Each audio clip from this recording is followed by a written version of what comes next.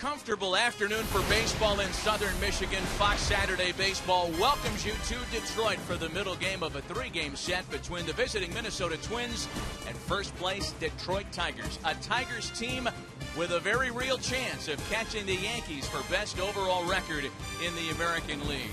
We welcome you here to Detroit. Matt Vasgersian, welcome to the broadcast booth. 18 games left in the regular season and plenty of chances for a Tigers team that's gotten very hot to try to catch the Yankees for best overall record. I welcome Hall of Famer Bert Blyleven to the telecast. Everything going right for a Tigers team playing its best baseball down the stretch, Bert. Boy, they really are. You know, the Detroit Tigers want to have home field advantage. That's very important for Jim Leyland and the Tigers. How do they do that? To continue to win ball games. Tigers have been hot, trying to win a season-best 8th straight this afternoon, led by Cy Young frontrunner Justin Verlander. The Tigers are streaking toward their first division title in over 20 years. Anthony Swarzak and Max Scherzer this afternoon. Lineups in the opening pitch are coming up next.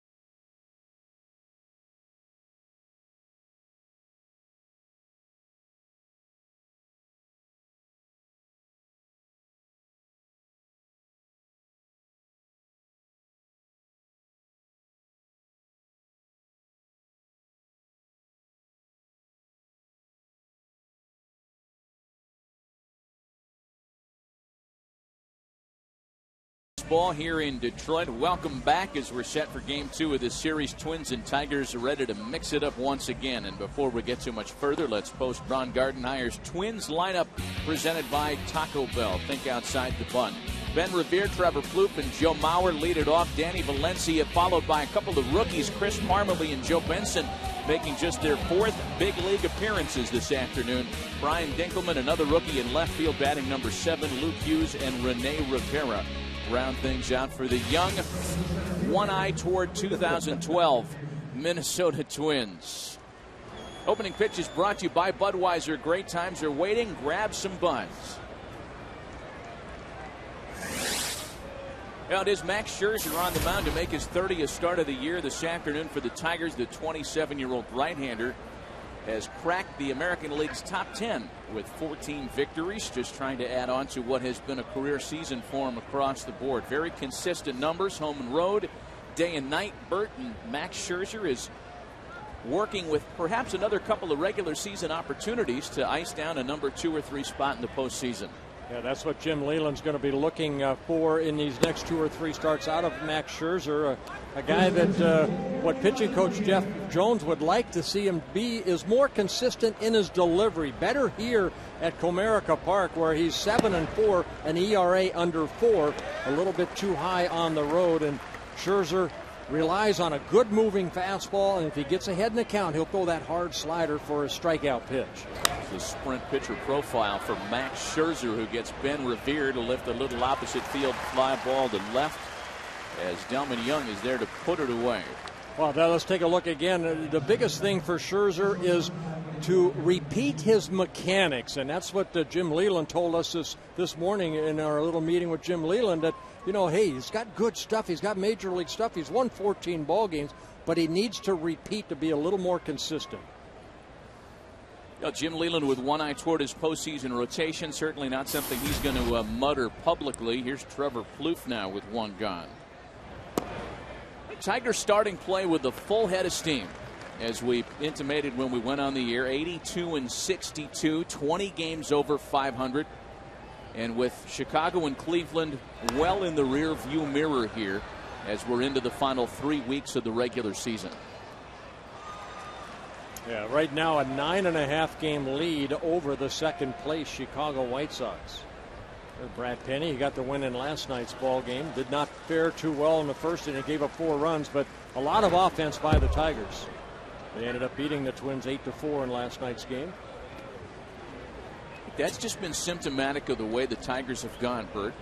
Their starter gets knocked around in the first inning yesterday. They come back to not only get him off the hook, but win the ball game. Well, how nice is it as a starting pitcher to say, you know, if I can give up 3 or 4 runs, I got a good chance to win a ball game because of my offense. The breaking ball swung on and missed. There's that slider I was talking about. Get ahead, and then that nasty slider. Let's take a look at the Tigers defensively behind Max Scherzer this afternoon. Around the middle of the pack are the Tigers this year. Delman Young, Austin Jackson.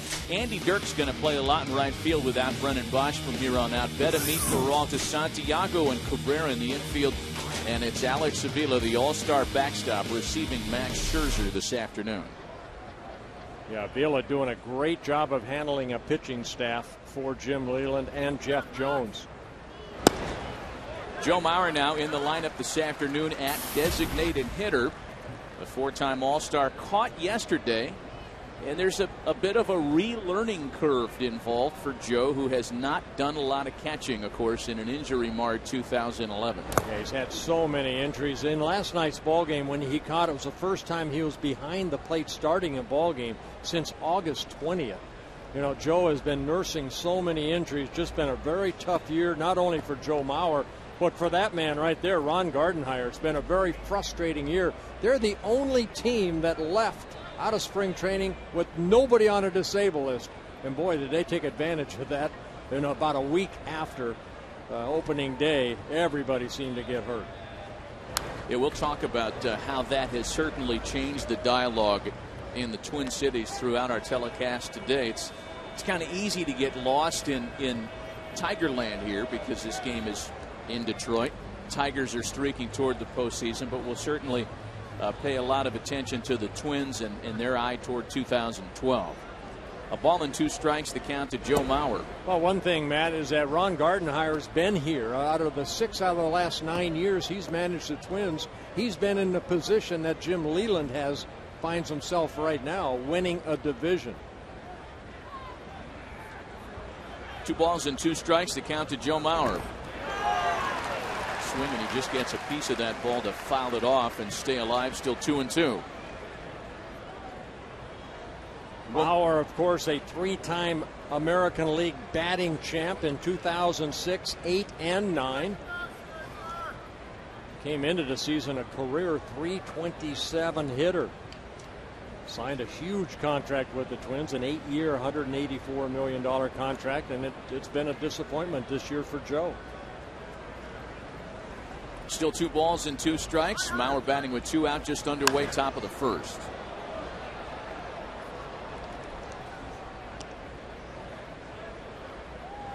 Mauer, the MVP in the American League in 2009. Just still 28 years old. He's got a lot of baseball ahead of him. Danny Valencia waiting next behind Mauer. Should he keep the first inning afloat? And it's a full count now, 3 balls and 2 strikes. Yeah, Scherzer 49 walks in 174 innings pitched. 149 strikeouts now. I'll be curious to get your take on Max Scherzer as this ball game wears on from a mechanics standpoint, because it's one of the things Jim Leyland mentioned, as you've already brought up, and it's been one of the enduring observations. I don't want to call it a criticism, but an observation that mechanically sometimes Scherzer doesn't finish his delivery and finish his pitch. It all goes off that left shoulder. If he flies open, he did a good job right there. I like his follow through, the way that he falls toward first base. We're going to see Anthony Swarzak almost do the same thing. Good follow through, but it's the release point where you let it go out front. Sometimes he kind of leads with the palm. Other times when he is down in the strike zone, he's working out front. He's keeping those 2 fingers on top of the baseball.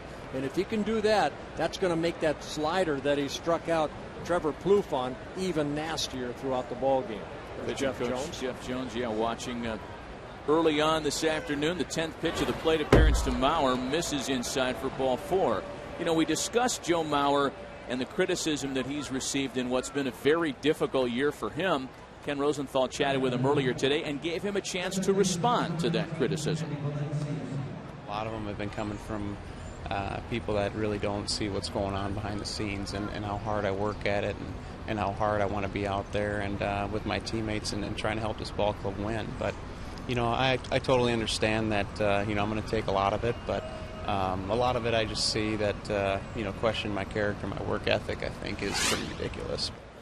You know, Matt, I think when you're the face of a franchise, everybody expects you to be out there and be 100%. Well, you know what? You're not. He's not 100%. And, you know, Ron Gardenhire has a tough decision to make. Do you play him? Do you put him behind the plate? Do you DH him? He's got to feed off of Joe. And it's been a frustrating year. See more of Ken's interview with Joe Mauer on FoxSports.com. You can watch it in its entirety. And we'll hear from Ken in a little bit here in Detroit as well. Danny Valencia, the batter, now with 2 out and a runner aboard.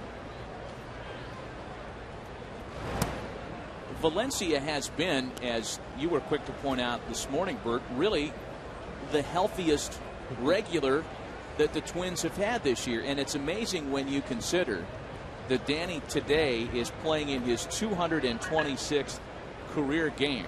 Yeah, he came up last year in June, and he's played in 140 of the 144 games so far. Little fly ball out to shallow center. Austin Jackson runs it down to retire the side. Nothing comes of the 2-out walk. After a half inning, Twins 0. Tigers coming to bat.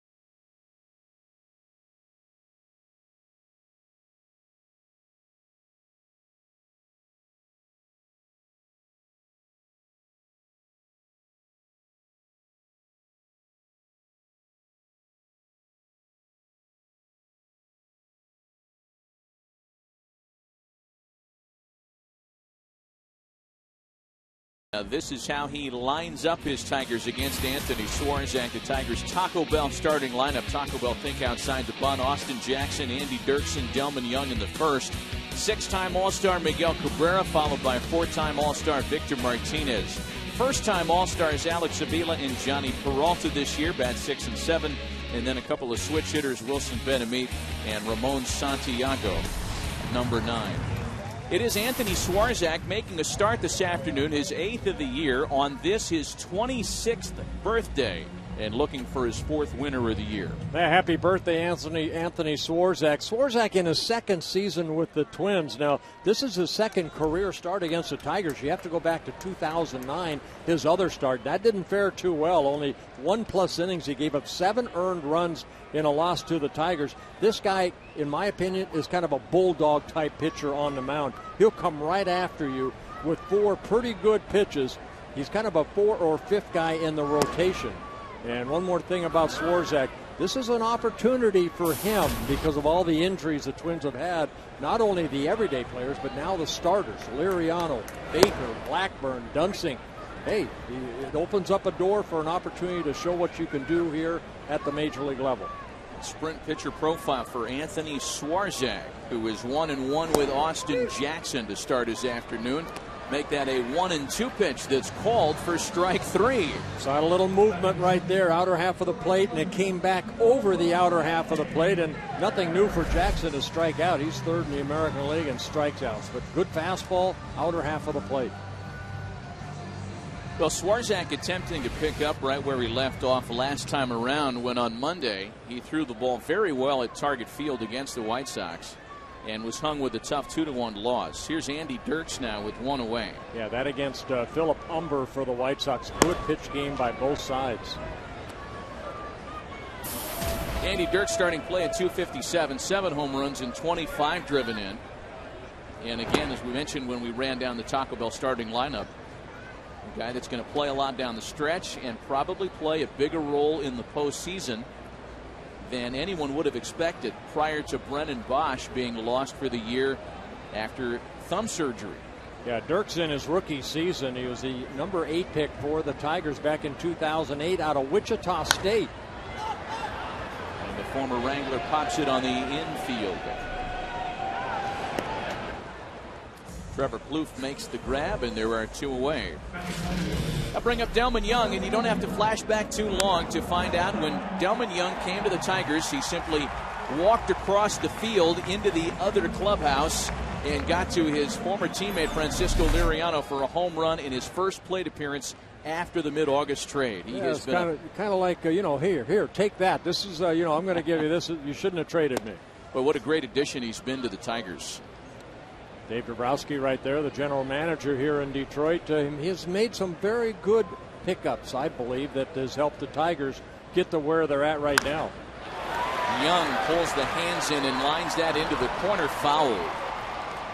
Not by much. The Twins were hoping that Delmon Young could repeat what he did last year. And last year for the Twins, he hit .298, 21 home runs. He drove in 112 runs, the most RBIs by a Twin last year, with 46 doubles. It just didn't work out. They traded Delmon Young.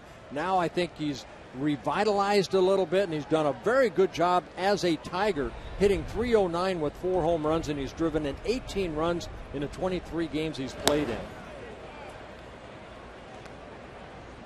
This guy, he's already in his 6th major league season. Delmon Young, only 25 years old.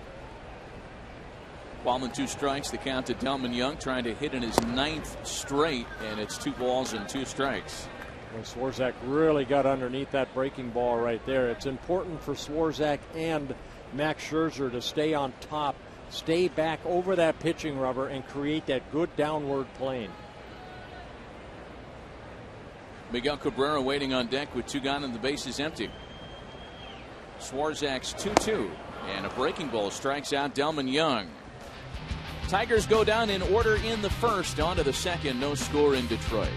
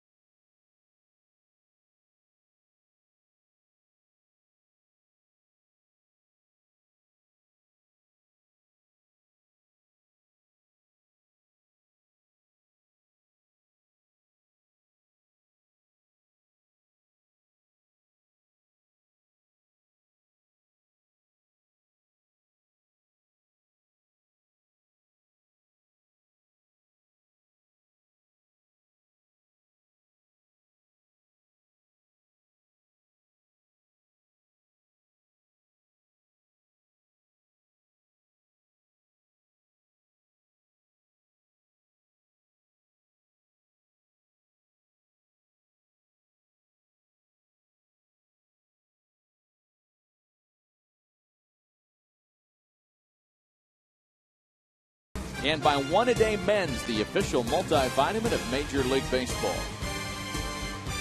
Back with Hall of Famer Bert Blyleven and Matt Vasgersian in Detroit, Minnesota, and the Tigers scoreless heading into the second inning this afternoon. There's Justin Verlander. What a year he is having. 22-5 on the year. He'll be joining us later. Chat with Justin about the magical year he's had, and route to what most people feel Bert's going to be a slam dunk for the Cy Young Award voting in the AL. Unbelievable year. Good for him. Well, in the meantime, Max Scherzer continues here in the second. He'll get Chris Parmelee, Joe Benson, and Brian Dinkelman. Hardly a household name group of Twins. Well, you look at Parmelee making just his 4th major league start, all at first base. Pretty good numbers in Double-A. He and Benson on deck both spent the whole season in New Britain. And with all the injuries, you know, the Twins want to see what they have down in the minor leagues. They don't have a lot. Minor league system very thin, and that's an unusual situation for the Minnesota Twins. They're always known to bring up great hitters and great talented kids, but it's been a little bit thin over the last couple of years. Parmelee comes with a big pedigree, however. A #1 pick back in 2006, and despite his high draft status, this is a guy, Bert, that the Twins have done a lot of work with in trying to remove the big uppercut from the swing and get him to look a little different mechanically at the plate. And that takes time sometime. You know, Matt, you said he's in his 6th major league year. He's a #1 pick by the Twins. You go in as a #1, you think, boy, I've got to prove everything. And, you know, it takes time. Everybody's different as far as how quick you can get to the big leagues, and given that opportunity. The opportunity is his now. 2 balls and 2 strikes. Big swing there. In Double-A, Parmelee 142 ball games, hit .287, 29 doubles, 5 triples, 13 home runs. He drove in 83 runs. I mean, this is a dream come true for any young kid that signs and get an opportunity to play at the major league level. Full count to him now. 3 balls and 2 strikes.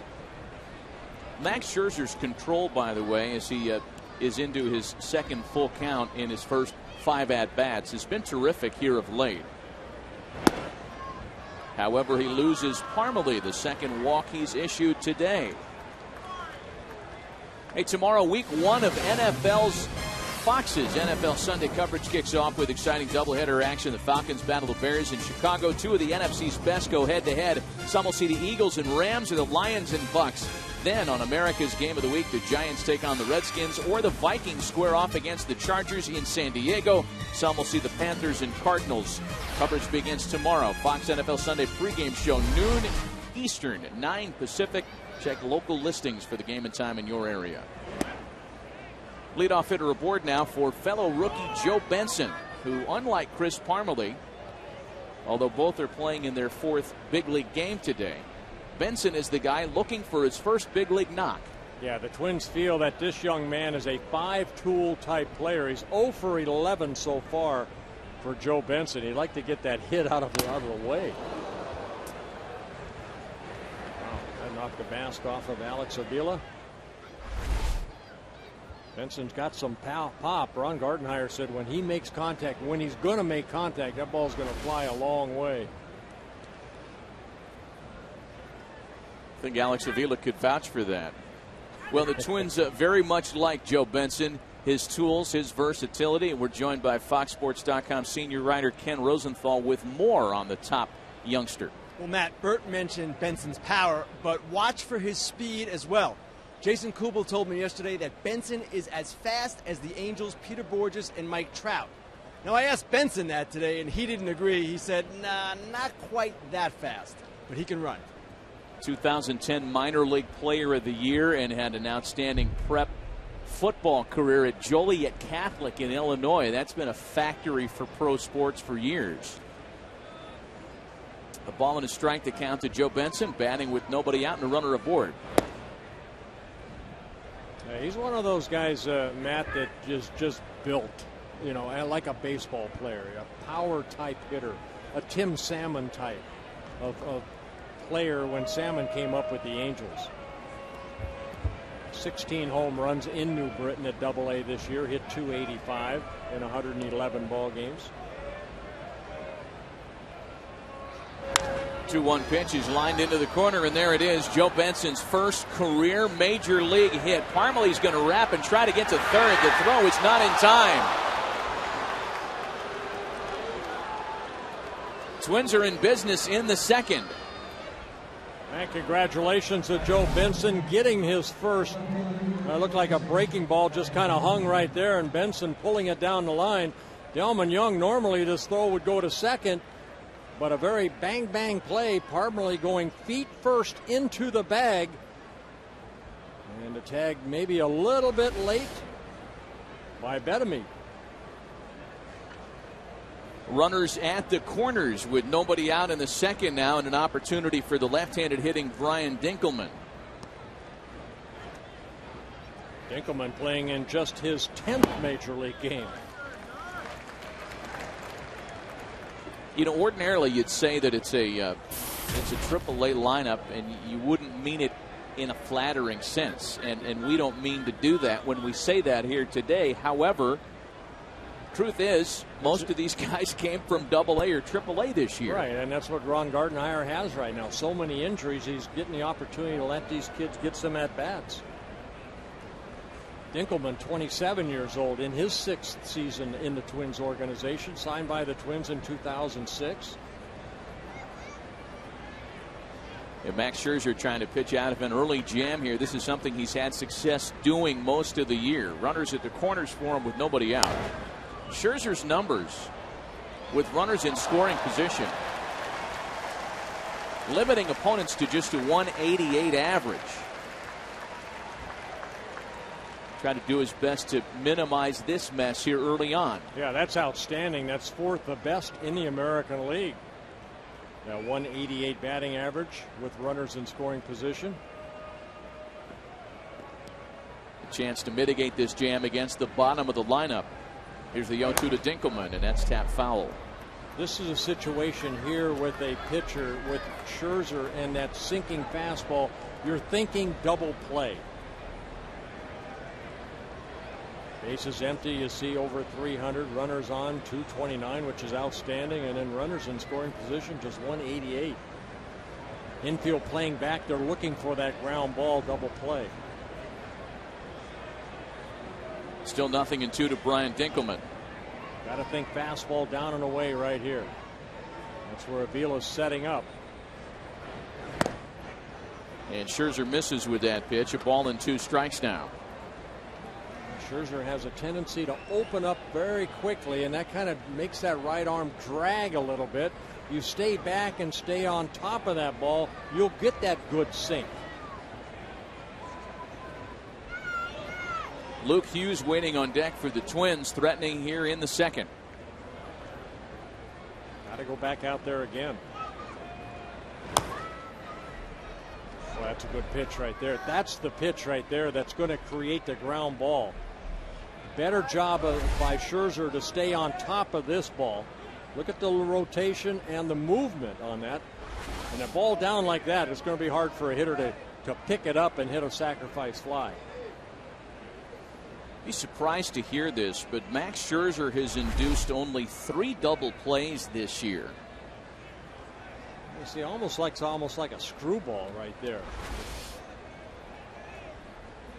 Oh, they've got the runner picked off. Benson was moving. And the tag applied. Wow. Benson bit on the move big time, and there's 1 away in the second. Yeah, rookie mistake right there. Benson maybe had the green light to try to steal, but they put on the fake to third and throw to first. And you can see Benson a dead duck. Cabrera running him, and then we'll give it to the infielder who's coming in hard to make the tag. So Benson got his first major league hit, but then got picked off first. Sorry, George Brett got his 3,000th hit and then got picked off first. It happens all throughout a career, I suppose. Runner at third now with 1 gone. And Dinkelman hits a little nubber up the third base line for Betemit. There are 2 away. And there's that good sinker down. Dinkelman could not get that ball up in the air and actually looked like he jammed himself. Now watch the movement on this pitch right here. Avila wanting it in, and Dinkelman just inside out swing hits that ground ball to Betemit for the second out. Be up to Luke Hughes now with 2 gone. A much less threatening situation against Max Scherzer here. Hughes at 240. 7 home runs and 29 driven in.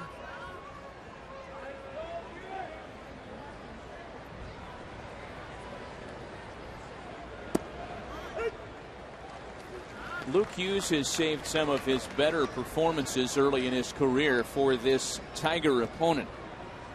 First 2 home run game and a career high 5 RBI afternoon came at the end of August against the Tigers. Hit his first major league home run against Max Scherzer here in Detroit in his first at bat. That ball hit a long way, but run down by the ex-twin Delman Young. In and out of trouble is Max Scherzer in the second. They remember him in the Twin Cities. Still scoreless.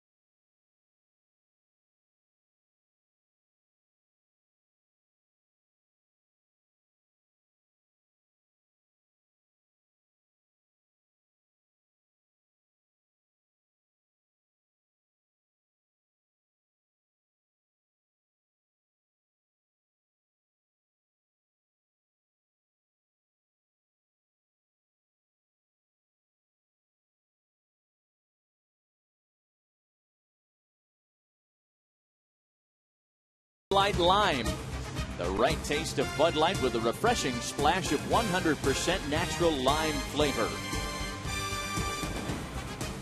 We are an inning and a half into the afternoon in Detroit. Scoreless is Miguel Cabrera, Victor Martinez, and Alex Avila. That all-star middle of the lineup for the Tigers will take swings against 26-year-old right-hander Anthony Swarzak.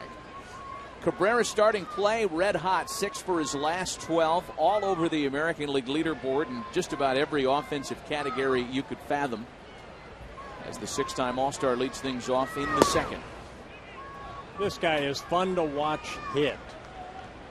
You know, he uses the whole field and with tremendous power to all fields. Ball and no strikes from Anthony Swarzak. And not a lot of familiarity, something to point out early on, Bert, between the Tigers lineup and the opposing starter today. Cabrera, Avila, Peralta, they've all had some success, but a very small sample size against the young right-hander. Yeah, I always say if you're a starting pitcher and you got pretty good stuff, the advantage is to Swarzak as long as he gets ahead in the count. There's a breaking ball right there behind an account showing, you know, Cabrera and everybody else on the bench, hey, it's not going to be just a fastball when I'm behind an account. I can get my breaking ball over too. That's important early in the ball game. Cabrera launches a high fly ball down into the left field corner. If it's fair, it's long gone. A foul ball. My goodness. I just said this guy's fun to watch because of his power. Well, you get ahead with a breaking, or you get one strike on a breaking ball, but he's sitting on that fastball, and what a swing. As a pitcher, you say, go foul, go foul. My goodness, did he crush that ball. Well, if you're going to give him up like that. 2 balls and 2 strikes. Right back to Swarzak. Be still my heart. 1 away here in the second.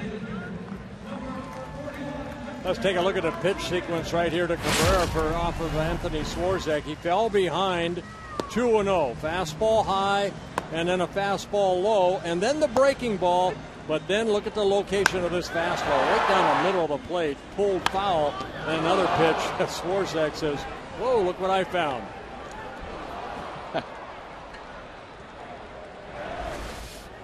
Just in case you dozed off there on the mound for that nanosecond. That'll wake you up. First 4 retired by the young right-hander this afternoon. Here's Victor Martinez now. Martinez has hit safely in 6 straight. You know, oftentimes when you talk about the success of the Tigers lineup, the first name mentioned is Miguel Cabrera, and rightly so. But in this morning's Detroit Free Press, Tigers beat writer John Lowe laid out a pretty good case as to why you could consider Victor Martinez their most valuable offensive player. And it has to do with the protection policy that he has given Miguel Cabrera and everybody else, for that matter, wearing a Tiger uniform. Last year, Miguel Cabrera was intentionally walked a lot. 32 times. This year, that number has been cut almost in half. Only 17 times has an opponent intentionally walked Cabrera, and that's because the switch hitting Victor Martinez is down there now. Yeah, when they added Victor Martinez, what they brought was a veteran, a career 300 hitter, and this year he's hitting over 300 from both sides. He's just been a threat, not only on the playing field. I think a lot of the Jim Leland coaching staff and the players themselves say this guy brought a lot of personality into the clubhouse. He really, helped kind of get the guys focused on one thing, and that's winning a ball game. Alex Avila has certainly played a role in the offensive dynamic clicking better this year than it had last season. Had a terrific campaign, an all-star this year for the first time. Full count now, 3 balls and 2 strikes to Victor Martinez. Might have been the best free agent signing all winter long when the Tigers signed this guy to a 4-year contract. He's just a professional in and off the field. And a great performer down the stretch, as that number would indicate.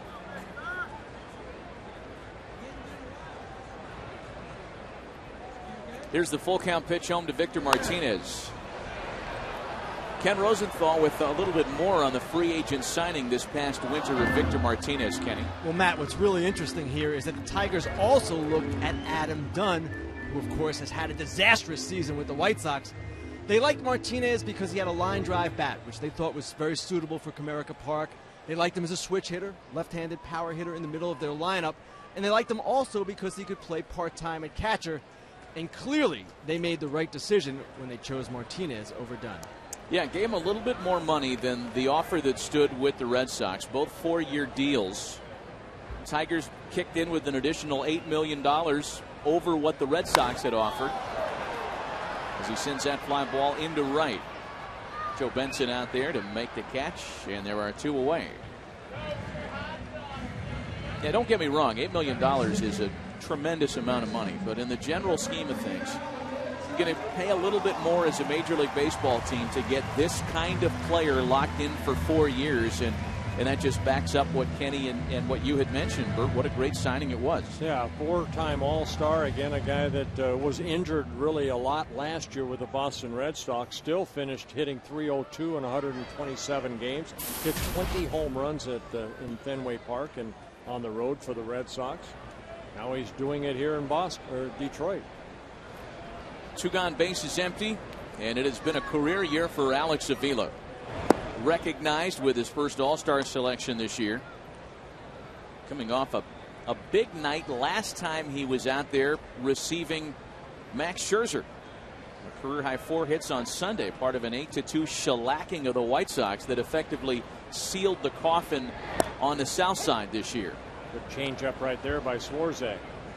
Yeah, Avila just 24 years old in his 3rd season with the Tigers. Last year, played a little bit, but played 104 ball games. Hit only 228 last year. Really coming into his own this year. Good morning, good afternoon, good night. 6 up and 6 down against Anthony Swarzak to start the day. We'll return to Detroit after a word from your local Fox station.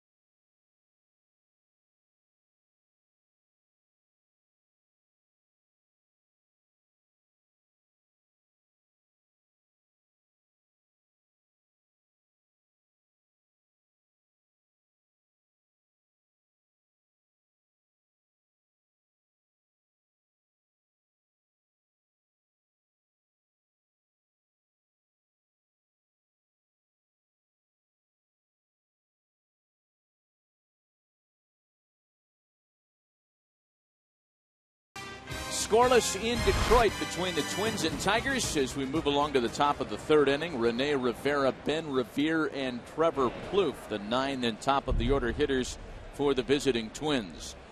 Max Scherzer pitched out of a jam in the 2nd, had runners at the corners and nobody out, and was able to wiggle off the hook without a run as he returns to work in the 3rd.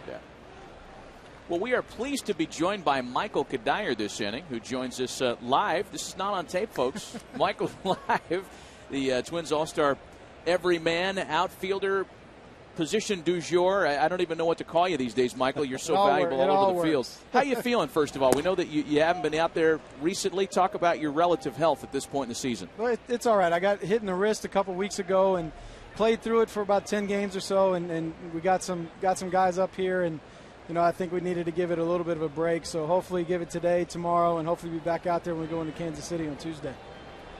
Ball and a strike to count to Rene Rivera. Michael, we know that you've kind of dabbled in sports writing this year. And we're aware of your column that you write online on the Fox Sports North website. Mm-hmm. And the latest entry that you had really was quite emotional, and it's an unbelievable story, quite frankly, regarding where you were 10 years ago when the 9/11 tragedies took place. Yep. And the implications of that day when you were in postseason play with the Twins AA affiliate. For those that are unfamiliar, walk us through what happened that day. Well, like you mentioned, we were in New Britain, Connecticut in the AA playoffs, and the playoffs started a few days prior to 9/11, and we were riding high, and I ended up making a pretty good play. The first game of the series, I hit a walk-off home run to put us up 1-0, and then in Game 4 was able to hit a 2-run home run to basically solidify the series for us. And where it matters was a guy on our team, Brad Thomas, who was also with the Detroit Tigers earlier this year and last year. He is from Australia, and in the minor leagues and the big leagues, when the season's winding down, you make your travel arrangements prior to the season being over, just because you want to be able to get out there when the last pitch is made. And he actually had a flight for September 11th, like all of us did. But the only thing is his flight was the one from Boston to L.A. that ended up going into the first tower. And because we had won the playoffs, obviously he didn't get on that flight, and he was still around to unfortunately watch the tragedy that unfolded in front of all of us. Unbelievable story. Michael, I know you and Brad Thomas have been close, in the minor leagues together, but I know he's down in Australia now. Any word from him? I know it's probably something you guys probably don't want to talk about. No, we really haven't. I mean, we talked about it obviously that day. I got to the clubhouse, and it was obviously very somber mood and whatnot. And, he was sitting there and just he told the story about how he had the ticket. And, every day every time we see each other, we try and, say hello and whatnot. But he credits me saving his life, which I wouldn't go that far. Just kind of a twist of fate the way it happened. And fortunately, he's still around to tell the story. It is an amazing story. And Ken Rosenthal has a follow-up regarding the Brad Thomas component to this thing. Kenny, I know you've communicated with Brad recently. Yes, Michael, I exchanged emails with Brad yesterday, and he is very upfront in saying flat out that you saved his life and the life of his future wife at the time, Kylie. And I know he said that to you as well. How do you react to that? Well, I mean, obviously, like you said, probably the most important home run I've ever hit. So, it's nice to hear that from him, but, I think it was just a twist of fate. Michael, thanks for the time. Thanks for sharing a fascinating, unbelievable story, and best of luck down the stretch this season. All right, my pleasure.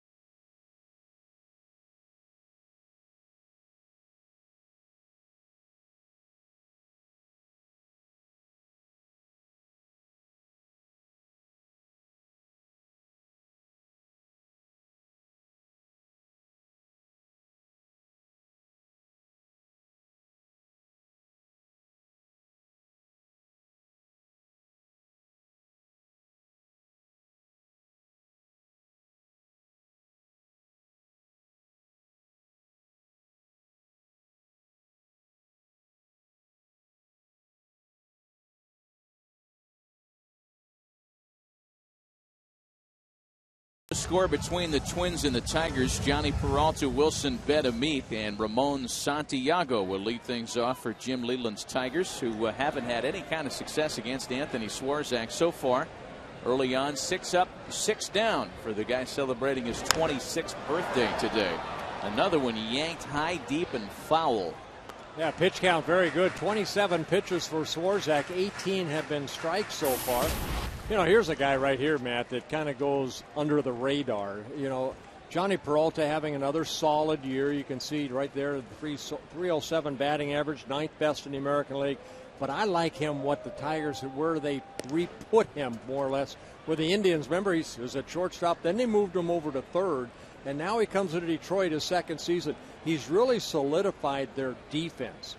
Tigers are very solid up the middle. Peralta's made only 7 errors at short, and winning ball clubs have to be strong up the middle. Avila behind the plate, Jackson out in center, Peralta at short has really been consistent for the Tigers.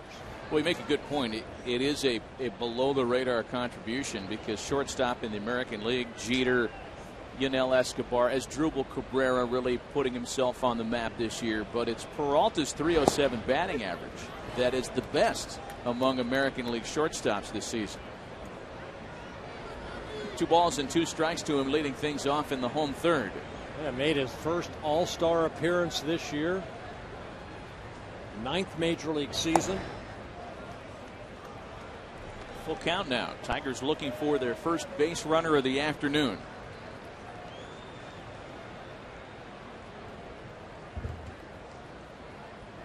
Switch hitter Wilson Betemit waiting next as the 3-2 home is swung on and missed. That's 4 strikeouts for Anthony Swarzak today. Hey, next week on Fox Saturday Baseball, the race for the postseason heads into the stretch run. Most of you will see the Rays battle the AL wildcard leading Red Sox or the Mets heading to Atlanta to take on the NL wildcard leading Braves. Next week's telecast of Fox Saturday Baseball presented by Chevrolet begins at 4 Eastern, 1 Pacific. Check local listings for the game and start time in your area. 1 away now for Wilson Betemit. You know, we mentioned, Bert, that Anthony Swarzak is pitching on his birthday today. And this kind of thing means nothing, but it's no less interesting to me. I kind of like this nonsense. Anthony is the 11th starter this year to pitch on his birthday. Cool. The previous 10 are just 2 and 8 when they celebrate another tear on the calendar. I don't think we should have told, or I hope you didn't tell Anthony Swarzak that. No mention of it by me. And I should restate, their teams are 2 and 8. Okay. Well, Swarzak again is making just his 20th major league start. 6 major league wins, 13 major league losses. And again, with all the injuries that the Twins have had, it's kind of opened the door for some of these young guys to get the opportunity to show the Twins organization they want to start. Swarzak wants to start at the major league level. He doesn't want to be a reliever.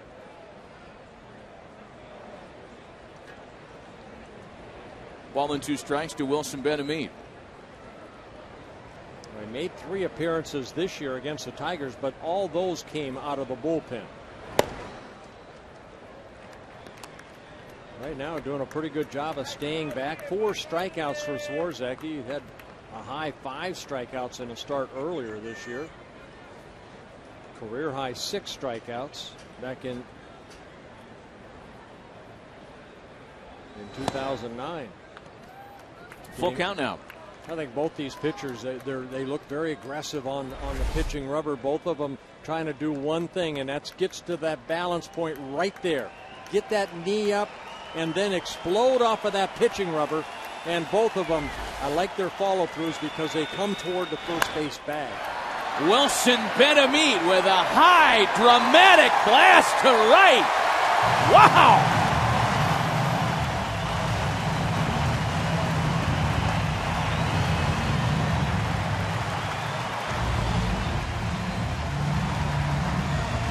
The Tigers get on the board first on Wilson Betemit's 7th of the year.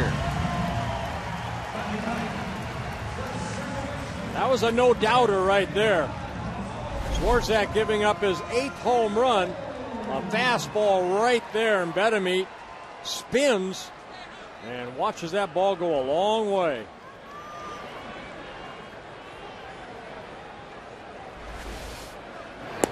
Ramon Santiago now. Now Betemit with pop.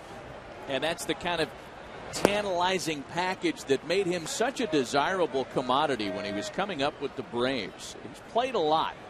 And I mean in a lot of different cities in his major league career.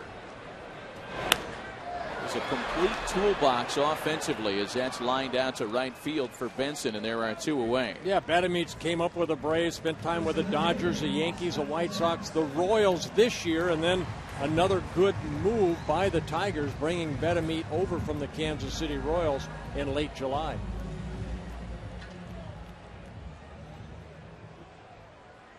Here's Austin Jackson now with 2 away.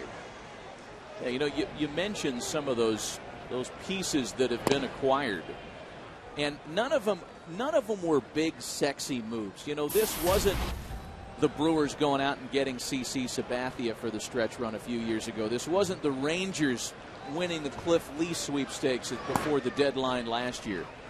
These were acquisitions that, when you total them up, have made a major impact. Wilson Betemit coming in the deal you just mentioned. Delman Young, we talked about his coming over from these Twins. And maybe the biggest of all, Doug Fister coming in from Seattle before the deadline.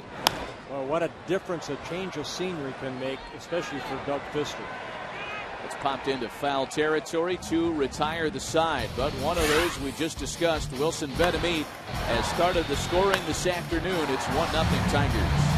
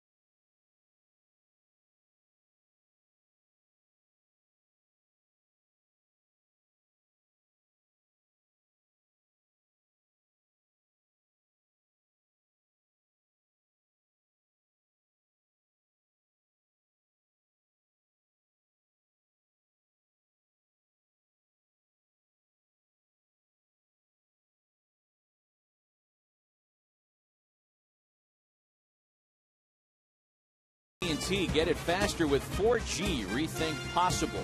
And by Burger King, who reminds you to have it your way. 1-0 Tigers on the Wilson Betemit home run in the bottom half of the third. Back with Hall of Famer Burt Blyleven, Matt Vasgersian. Top half of the fourth, and Joe Mauer will lead things off. Mauer, Valencia, and Parmalee here against Max Scherzer. Yeah, Scherzer, 45 pitches, 28 have been strikes, 3 strikeouts in the ball game. Does have a couple walks, but he's only given up 1 hit, and at the first major league base hit to Joe Benson in the second inning. Important starts for Max Scherzer here down the stretch as Jim Leyland tries to sort out the rest of his rotation behind Justin Verlander, who's had such a brilliant campaign in 2011. And Justin's kind enough to join us live from the Tigers dugout. Justin, first of all, congrats on such a great season to date. Thanks for taking time, and tell us, you've been here for 7 years now. You were here on a World Series team in 2006.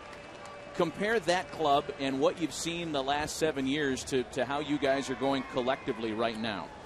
Well, you know, it's a tough comparison. 2 totally different teams, especially from 2006. But the one thing that's in common right now is the way we're playing baseball. You know, 2006, we got a little cold towards the very end of the season. Down and out. I am just bad luck. Oh, they're going to rip those headsets right off you here in a minute. A 1-1 ball game on a solo shot by Joe Mauer. In 2006, we got a little cold at the end, but we got hot right as the playoffs started. So right now, we're starting to get hot. And I've said all year I hadn't thought we played our best baseball. And, we're really starting to play good now, hitting our stride, playing good every day. And hopefully we just continue to do that down the stretch and carry that over into the playoffs. Hopefully we're there. You take nothing for granted at this point in the season because we've been here before and not quite made it. And we know how tough that is. So we just keep pushing forward. You want home field advantage, don't you, Justin? Oh, absolutely. To be able to have home field advantage is big. Obviously, if you don't get it, it is what it is. You go in and do the best you can. But to be able to open up the playoffs at home and in front of a crowd that supported us so greatly all year would be huge. Justin, we know that you're a modest guy and that you're not necessarily real comfortable talking about yourself and your terrific campaign. So let's ask you about the rest of the staff and the guys behind you. We mentioned how big the acquisition of Doug Fister was last half inning. Talk about Doug Fister and the guy on the mound right now, Max Scherzer, and how they're throwing the ball. Well, Doug has been huge for us. He came over right away, and his record wasn't indicative of the way had been throwing the ball. He had a low 3 ERA in Seattle, he came over and was as advertised. He throws strikes. He's got great stuff. He mixes up his pitches extremely well, and I really like his last few starts. He's been mixing his curveball a little bit more than he had previously, and he's gotten a lot of strikeouts. His last start, he had 13. That's just he's just getting better as the season goes on. And Max, obviously you get a glimpse of his stuff today. He's got tremendous stuff. A fastball that gets in the upper 90s, and a great change and a good slider. And I heard you guys talking earlier about him being more consistent, and that's what it's all about with him, just being consistent, first pitch strikes, getting ahead of guys, and then using that secondary stuff to put guys away. Basically the same philosophy that you go about your business. Yeah, absolutely. That's been a big step forward for me this year is first pitch strikes, and that all comes down to fastball command. I feel like I've been able to control my fastball much better this year, not just for strikes, but in certain locations in the zone, up, down, in, out, and get ahead of guys, which makes my secondary stuff that much better. Justin, something that I've been curious about regarding the staff dynamic here with you guys. You're the staff leader, you're the staff ace. That doesn't always mean that you're the guy that other guys on the staff go to for help. I mean, rare is the Roy Halladay, that kind of pitching coach / staff ace, Greg Maddux type guy. Does that dynamic exist here with this staff in Detroit? Yes and no, but I've never been the guy that goes to guys and says, hey, might want to try working on this. If guys want to come to me and say, hey, what do you do or what do you think, I'm more than willing to help guys out and sit down and talk with them. But we've got a lot of guys here that have a really good idea, so not too much needs to be said. It's more a lot of fine-tuning and little things that their pitching coach does. I think that's the true, qualities of an ace is, hey, if you're there and they want to ask you, you do, but you do it by going out to the mound and doing what you're doing this year, and that's going deep into ball games and showing your teammates that you care for them. Yeah, that's what I like to do best is just lead by example. Go out there and work as hard as I can. Go out there and give 100% on the mound, and guys see that and feed off of it. Comebacker that gets through Max Scherzer somehow on into center field, so a 1-out single for Chris Parmelee. Is it difficult, Justin, for you and even for Max Scherzer today? There's not a real big book out there on guys like Chris Parmelee, Joe Benson. These are young September call-ups that are hungry. Is it hard to face a lineup like this? I don't know if it is for him. I'll have to ask him after the game, but it is for me. I feel a level of comfort no matter who it is, whether it's Joe Mauer or whatnot, the best hitter in the league. There's a level of comfort for me knowing to recall previous at bats against that guy and know how I've had success against him and what plays into his favor, so that I can stay away from those spots. Justin, you're leading the American League in innings pitched, something that you take a lot of pride in. Yeah, absolutely. I've got a little bit more of an old school mentality, and thankfully we've got a skipper that realizes that when I go out there, I'm not quite done at 100, 110 pitches. He'll let me ride out there a little bit more, and that kind of complements my style because I'm a power pitcher. I'm going to give up a lot of foul balls and stuff that leads to a higher pitch count. But him letting me have a little bit longer leash allows me to go out there and get that extra inning or so and save our bullpen a little bit more. I know that it's too early to start talking about this kind of thing, and I suspect I know how you're going to respond to it, but I'll ask you anyway. Season ends today.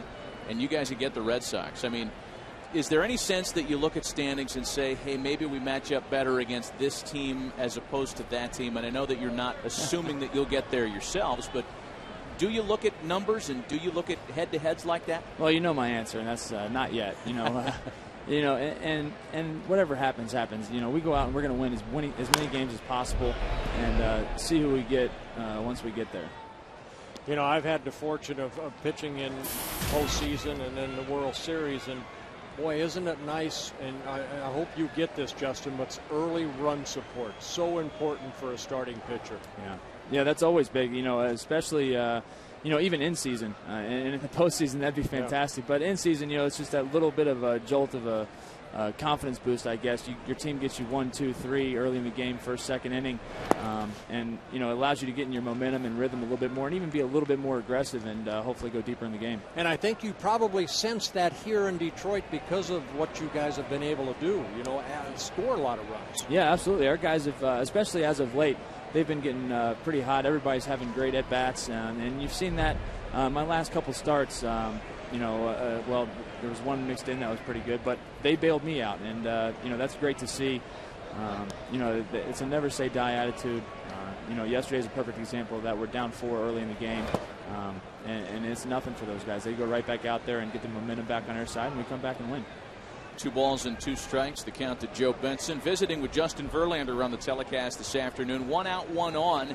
Twins on the board here on the Joe Mauer home run. Justin, when we visited with your manager, with Jim Leland, earlier today, he mentioned how he can go back to one particular series as being kind of the got it moment where he felt like the club had turned the corner and that you guys were heading toward the end goal here, and that was going down to Tampa Bay and taking 3 out of 4 from the Rays. Is that series a memorable one for you, and would you agree with your skipper's assessment that that was a big turning point? Yeah, absolutely. That was a big turning point. Obviously, going into Tampa Bay, they've got a great ball club, and in that division, it's kind of tough for those guys, especially this year. But to be able to go in there and win 2 out of 3, and then come around and sweep 6 games of Cleveland and the White Sox, I really think those 6 games were big for us, obviously, to extend the gap of our lead.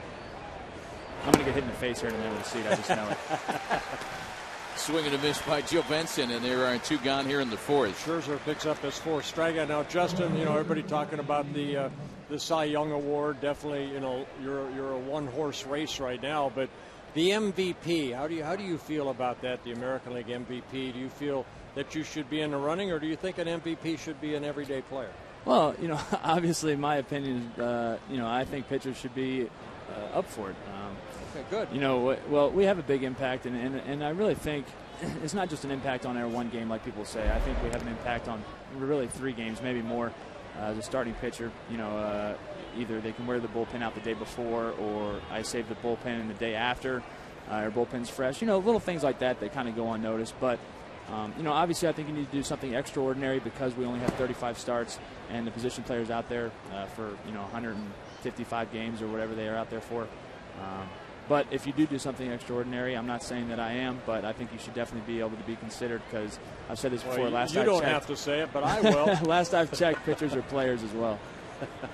And we are the best athlete on the field. Always. 2 balls and no strikes. The count to Brian Dinkelman. So you refute this theory that the pitcher is the field goal kicker of a Major League Baseball team.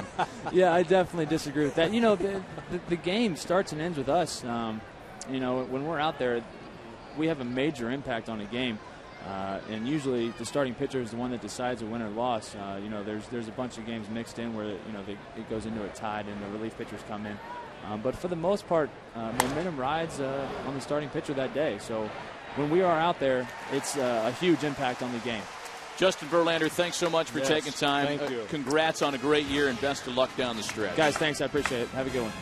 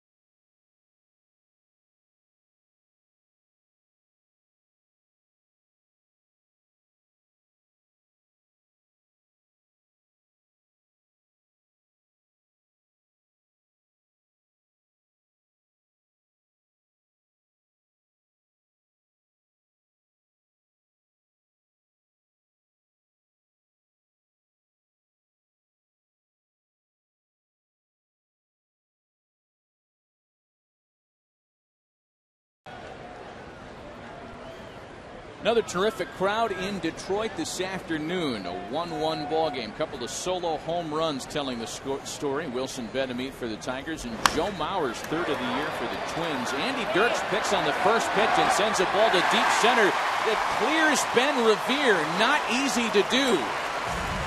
It's a stand-up double for Andy Dirks as it took a hop over the fence. A runner in scoring position to open the home fourth.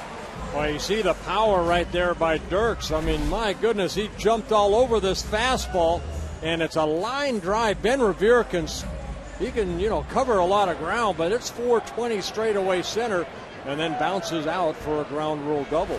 Dirks with his 11th double of the year.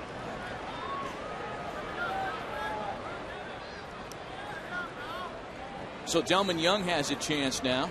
That's the first Tiger runner in scoring position this afternoon. The only other hit first time through the lineup was Wilson Betemit's home run. That first pitch is lined to first base. Parmalee makes the play, and Dirks is back in time at second.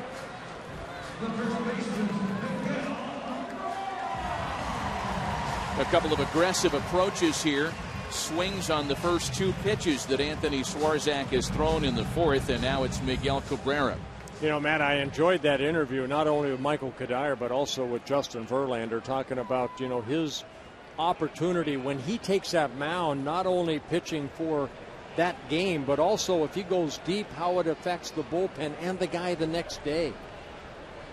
It's so important in today's game because of the pitch count. He's not a firm believer in a pitch count. And as he says, Jeff Jones, the pitching coach, Jim Leland, they let him go a little bit deep into the ball game. And, boy, I tell you what, the starter the next day, you have a fresh bullpen because of guys like Justin Verlander. The importance of going 7, 8, 9 innings in a ball game. Something of a lost art these days. Mm-hmm, definitely.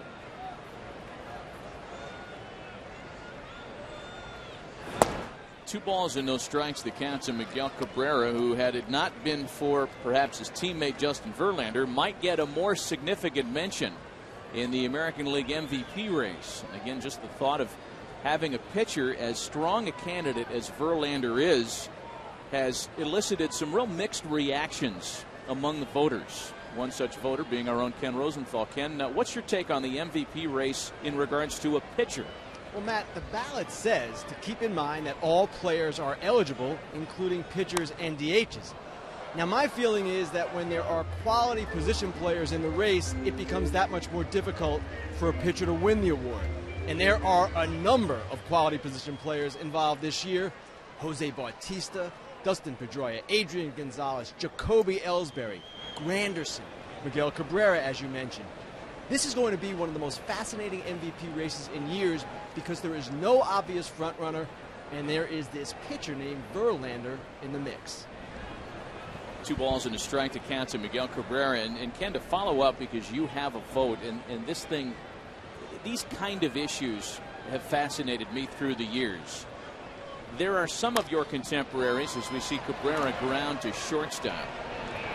Some, I think, that might have in their minds early on who they're voting for. For others, maybe it becomes after game 162. Have you had a chance to kind of take the temperature of some of your colleagues out there that have a vote to see if they've made up their mind at all yet? Matt, actually, I don't do that. And I wait until game 162 and then take a look at it, as I've looked at really for the last 3 or 4 weeks already leading into the final month. And the beauty of this thing for me is that the MVP, unlike other awards, like Cy Young, for instance, is a totally subjective thing. And we all have our own definitions of what MVP is. And in fact, the ballot instructs us that there is no clear-cut definition for the award. So really, value is in the eye of the beholder, and you're going to see a lot of different opinions this time around. Hey, Kenny, a lot of fans don't know out there you're voting, but how many people vote for the MVP or the Cy Young? That's a really good question, Bert, because a lot of people always think, there's a bias toward New York or Boston. But it's basically 2 writers from each city in the American League and 2 from each city in the National League. And their votes all count the same. So really there should be no geographic bias, and it's balanced throughout the league. And the 2 National League players or individuals that vote, say for the Colorado Rockies, they can vote for the American League MVP? No, it's by your league. Okay. Colorado guys would vote for the National League, and yes, you can vote for your own players. Good. There's Victor Martinez now with Dirks at third. Tigers trying not to strand a leadoff double here in the fourth. And just as fascinating, Bert, as the American League MVP race would be the National League Cy Young race, because there are a lot of competitors there, and maybe we can get back into that with Ken Rosenthal a little bit later on in the telecast today. No clear-cut favorites. A ball and no strikes, the count to Victor Martinez. Now, Kenny, you're not related to a ball club. You said two from each ball club, but you're national. How does that come into play for you? Bert, you've got all the right questions here. This one for me is because I'm in the Baltimore chapter still. I lived in Baltimore for many years, and I'm considered part of that chapter. So I vote as a member of that chapter. Now, do you vote just for the MVP this year, or do you also get the Cy Young? I do have National League Cy Young as well. Okay.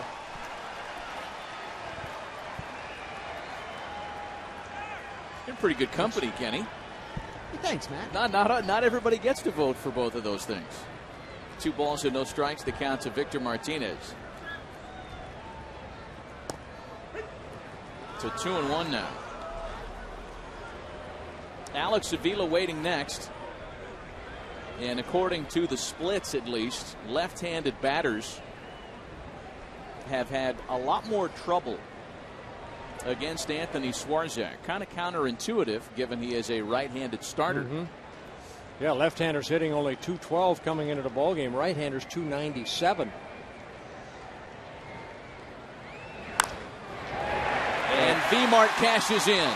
But this guy's not your typical left-handed hitter. He's a great hitter from both sides of the plate. Victor Martinez with his 90th RBI of the year. Good 2-out hitting. And that's what's so important to a winning ball club, is being able to do this. Get a hit with 2 outs. So many teams struggle in this situation, and that's why they play about 500, if not under. But winning ball clubs, they get the big hit with 2 outs. Boy, just when it looked like Swarzak was going to get out of the jam after the leadoff double, he had retired Delman Young and Miguel Cabrera. Victor Martinez gets to him to make it 2-1 Detroit, and now Alex Avila.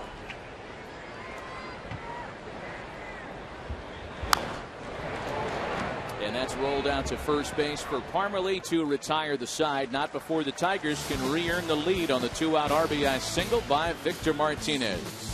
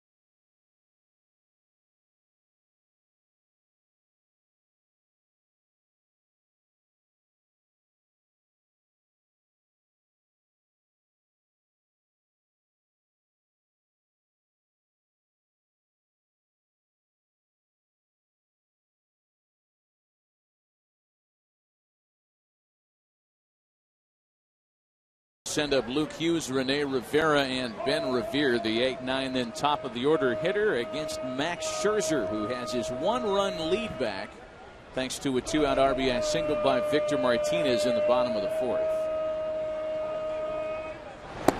Well, Scherzer's been in a couple of jams this afternoon, Bert, but the only guy that's hurt him was Joe Mauer with that leadoff home run in the 4th.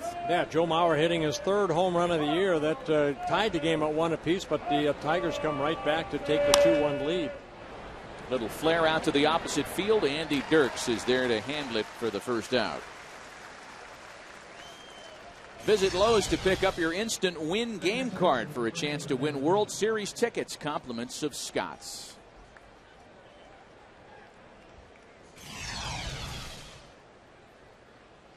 One away here in the 5th. That'll bring up the catcher, Rene Rivera.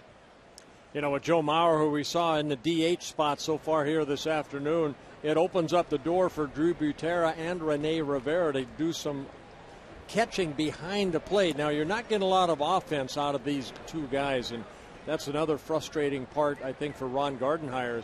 Butera and Rivera both hitting under 200. To mention saying Drew Butera and Rene Rivera in the same breath is going to tie our Scotch-Irish tongues in knots by the time we leave here. 1 ball and 1 strike to count to Rivera. Said it really slow. Notice that. Well, Rivera, you know, he has some major league experience with the Seattle Mariners, 3 seasons up and down in 2004 to 6, and then reemerged with the Twins this year. Signed as a free agent over the winter by the Twins. Couple stints. Getting an opportunity to get some more major league at-bats. Well, certainly the Twins the past few years, with their eyes on the fall, had the opportunity along with everybody else to expand rosters in September and give guys a little taste of big league life. But not under these circumstances, not looking up at the rest of the division. It's a very unsettling and unfamiliar seat for Ron Gardenhire. Well, as I mentioned before, you know, this is his 10th year as manager of the Minnesota Twins. 6 out of the first 9 seasons, Ron Gardenhire has taken a team to postseason. So for him to be where he's at, you know, we talked to him before, you can, it's almost like Dr. Gardenhire now. It's not Ron Gardenhire, the manager. He knows more about medicine and injuries than probably any manager right now this year in baseball. Rene Rivera gave that ball a ride, but Austin Jackson's able to run it down, and there are 2 away. Speaking of the postseason, this October, the American League's best teams will look to their brightest stars to see which one will become the newest hero that leads them into the Fall Classic. Legends are born in October, and our exclusive coverage of the ALCS begins October 8th, right here on Fox.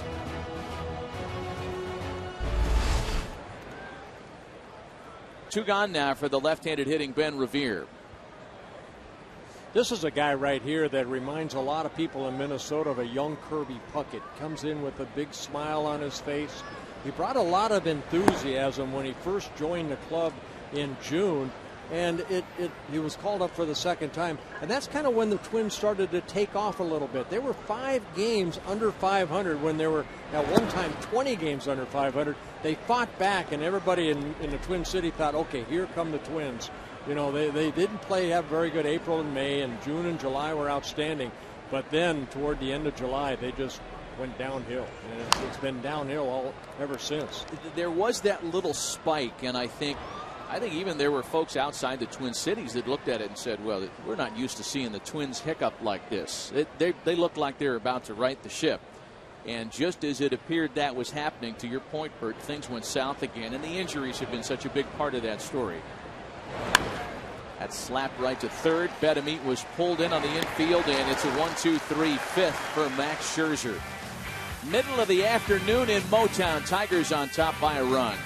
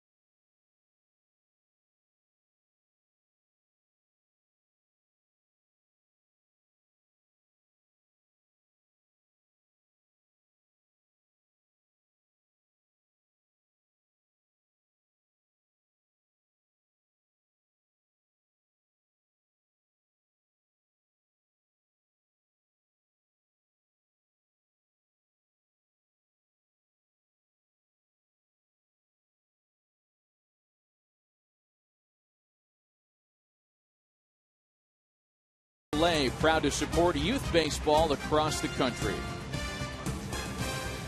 Back with Hall of Famer Bert Blylev and Matt Vasgersian here in Detroit, where the Tigers lead the Twins 2-1 heading into the home half of the fifth. Bottom of the order for Detroit, Peralta, Betemit, and Santiago. Yeah, both starters doing a good job.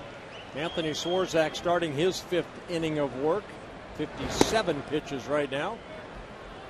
And 36 have been strikes.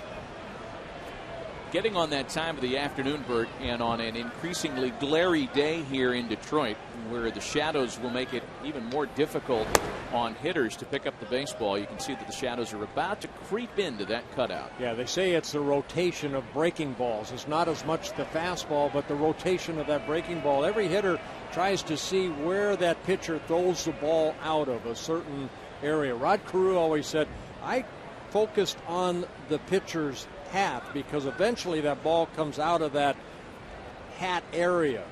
But you know, with the shadows, it's tough to pick up the rotation on that curveball. There's a good fastball there by Swarzak.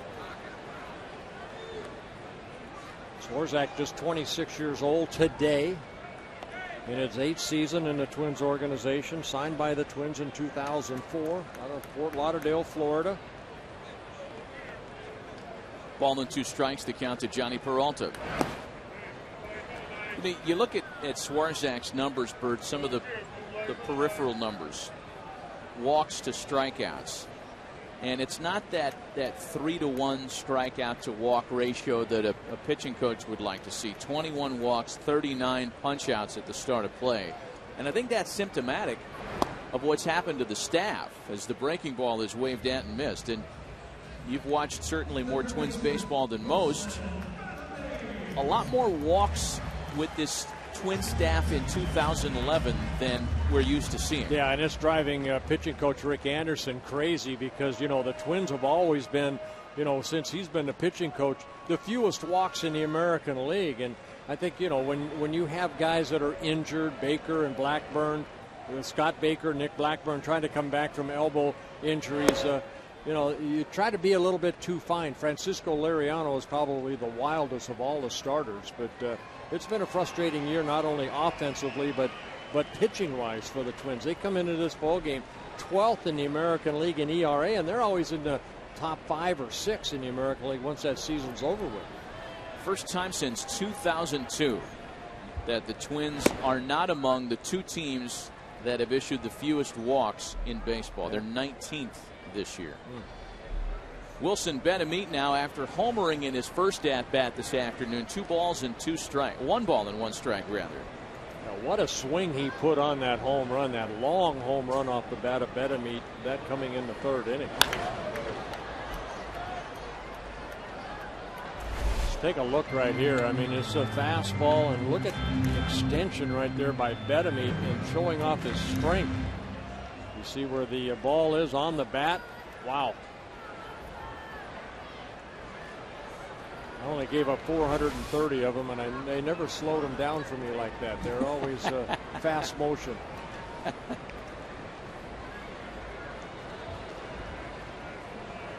You know, solo home runs you hope do not beat you. I always say that. So as long as you can keep your club in the game, stay away from those multi-run innings. That's what beats you. 2 gone here as Plouffe handles the pop-up. Well, on the other side of the scorecard, Max Scherzer, who allowed the Mauer home run in the 4th, has given up 26. And I was going to wait and hit you with this, but, you know, I mean, you're the guy to ask about that. You can get to the Hall of Fame and give up a couple of home runs every once in a while. I gave up 96 home runs in 2 years, 50 and 46, and I won 32 ball games. I mean, I was basically on the ball club like, say, the Detroit Tigers are this year. I had Kirby Puckett, Ken Herbeck, Gary Gaetti, Tom Bernansky, 4 guys that could hit the ball out of the ballpark. So if I gave up a home run, I bet you the 96, maybe 60, 70 home runs were solo home runs. They don't beat you. I didn't walk a lot of guys. I challenged them, and it just so happened they beat me. 0-2 the count to Ramon Santiago, who homered yesterday in the Tigers' series opening victory over Minnesota. You know, you take the good with the bad of being out there on that mound. As long as you're out there competing, that's what I still miss, Matt. You know, going out there and doing what Anthony Swarzak's dreaming of doing, and that's having a long season at the major league level. There's no better feeling for a pitcher to go out there and battle somebody, and guess what? You're going to win some and you're going to lose some. Do you think it's still true that, and maybe this is a case-specific thing more than a generational thing, if you're up 10-0, should you still be out there trying to pitch a shutout, or should you be out there trying to win? I want that shutout. You know, I remember growing up in Southern California, Sandy Koufax, who had no-hit stuff all the time he went out there. He always thought, you know what, my philosophy is a line drive base hit to left field off the bat at Santiago. His philosophy was to go into every game thinking no-hitter. All right, if you lose your no-hitter, then I want the shutout. If you lose the shutout, then I want the win. So it's three-stage performance. I didn't go out there thinking no-hitter because I had good stuff, but not no-hit stuff like Nolan Ryan or Sandy Koufax. But I did want that shutout because if I could go 9 innings and not allow to run the other team any runs, like Justin Verlander said, it made the pitcher behind me that much better. And that was my goal, to complete what I started. Austin Jackson now with the 2-out base runner aboard. Ramon Santiago fighting off a 2-2 pitch to keep the inning alive. And that's where the game has changed, Matt. You know, guys are complacent now. The 100 pitch count, I wish they had said 120. A quality start, 6 innings, 3 earned runs or less. Guess what? That's a 4.5 ERA. Give me 7 innings, 2 earned runs or less. Well, you know what? The reason I ask you that, as Rivera comes out to chat with Swarzak, is that there are some that feel like if it's 10-0, your game plan should be pitch well enough to win that day. You know, save those stress pitches, save that extra level of stuff for when the game dictates it. There are some who feel like that, just to present the other side of the argument. What makes them think that they have good stuff the next start? You got to win then and now. Here's the 2-0 home. And what is your best stuff? Your best stuff is getting the hitter out. That's it. There's no. If I hang a curveball and the guy pops it up, it's a great pitch, right? But if I hang a curveball and he hits it 400 feet, it wasn't a good pitch. That's right. And there's ball 4. So Swarzak, after being ahead of Santiago 0-2, loses him on a 2-2 pitch that was hit into left for a base hit. And then a walk to Austin Jackson, and a little tempest in a teapot brewing now for Andy Dirks, and that'll draw Rick Anderson. Yeah, this is a good trip right here by Rick Anderson. Settle Swarzak down right here. It's a 2-1 ball game. You got Swarzak who's trying to impress, wants to go, deep into the ball game, and Andy's just going to try to get him refocused back to that catcher's glove of Rivera. A reminder, Chevrolet proudly supports the great game of baseball at all levels. See how they're making kids' baseball dreams come true across the USA at ChevyBaseball.com.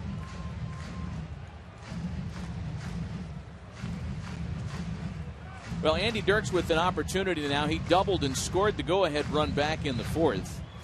Well, remember, he jumped on the first pitch, and see what Swarzak throws him on the first pitch, and that might have been, part of the trip by Rick Anderson out there. Be careful on this guy. Don't give him a fastball because he can hit it over your center fielder's head. Santiago singled with 2 away. Austin Jackson drew the base on balls. Good speed on the base pass. And it's a breaking ball that starts Dirks with a strike. So instead of the fastball, he starts him off with a breaking ball. Even though it was up, it was called a strike. Jerry Lane behind the plate here, the umpire.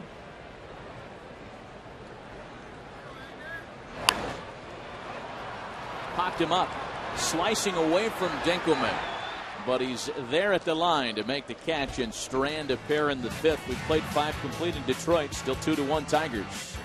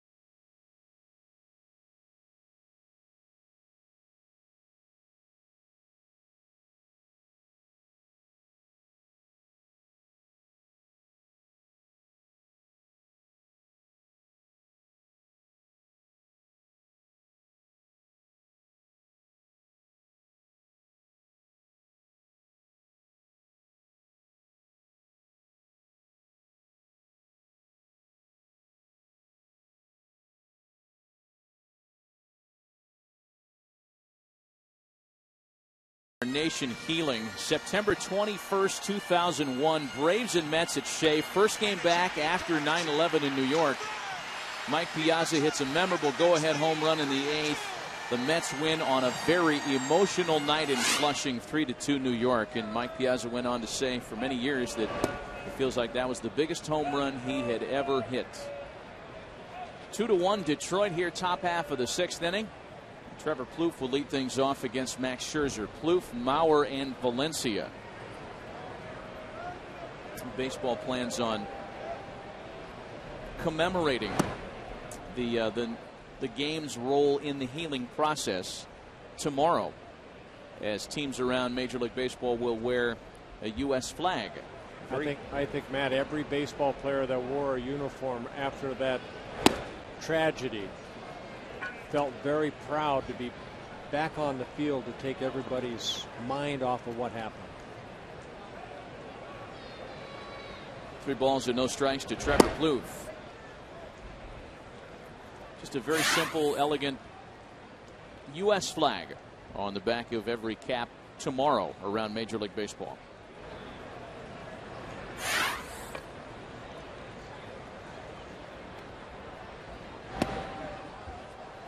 And there is ball 4 to Trevor Plouffe. Well, for more on the 10-year anniversary and the games rolled in the healing process, Ken Rosenthal. Well, Matt, the bow tie that I'm wearing today is for the September 11th memorial. And the memorial opens tomorrow for the victims, of course, and their families. And then on Monday, it opens to the general public. And I have seen renditions of the memorial, photos of the memorial. It is beautiful. It is a very appropriate memorial for, of course, all those who passed away on that day. And also, it is expected to become the most visited tourist destination in New York. Well, hard to believe that is in such a short time, 10 years, what that's become. And it was a very political thing to get built. But as Ken Rosenthal reports, a tasteful memorial there. A ball and no strikes, the count to Joe Mauer here with the runner aboard, leading things off in the top of the 6th inning.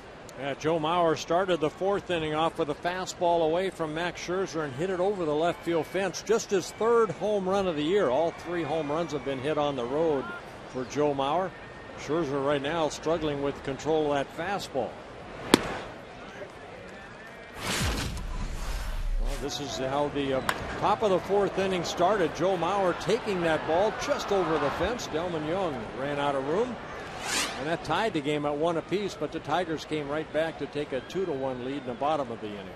Boy, the at-bats per home run ratio, that number just doesn't look right. My goodness. Joe homered once every roughly 19 at-bats in 2009, and that was clearly his best power season. Well, you can't put enough emphasis, I guess, on the soreness that Joe Mauer has had this year, and really dating back to last year. A base hit for him back up the middle. Plouffe will wrap around all the way to 3rd, and for the 2nd time this afternoon, the Twins have runners at the corners with nobody out. Boy, very aggressive base running by Trevor Plouffe. Now this ball right up the middle, and Trevor Plouffe, now Jackson not playing very deep, but Plouffe taking the gamble right here by hustling all the way to 3rd and sliding in safely. Good base running right there by Trevor Plouffe. Steve Little with that smile, 3rd base coach. So now Danny Valencia. When the Twins had runners at the corners with nobody out in the 2nd, Scherzer helped himself out of the jam by picking off rookie Joe Benson. He then retired Dinkelman and Hughes. Different part of the order here, and perhaps a better opportunity for Minnesota still. A wave and a miss by Valencia, 0-1. Jacob Turner and Al Albuquerque starting to loosen up. Scherzer with 91 pitches in the ball game. Defense looking for the double play. And Danny Valencia leading the Twins with 67 RBIs. Were you as surprised as I was to hear that there have been only 3 double plays turned on Max Scherzer's watch this year? I find that number incredibly low. Yeah, so do I. You would think a guy with his type of stuff, sinking fastball, would have at least, over 10 to 15 type of double plays turned behind him. And we're talking about this being his 30th start.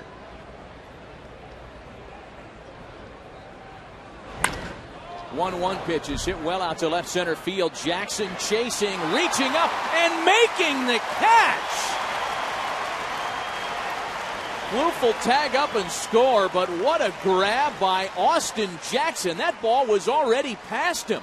That was a wow. A reminder, today's game is sponsored by Chevrolet and their award-winning cars, trucks, and crossovers.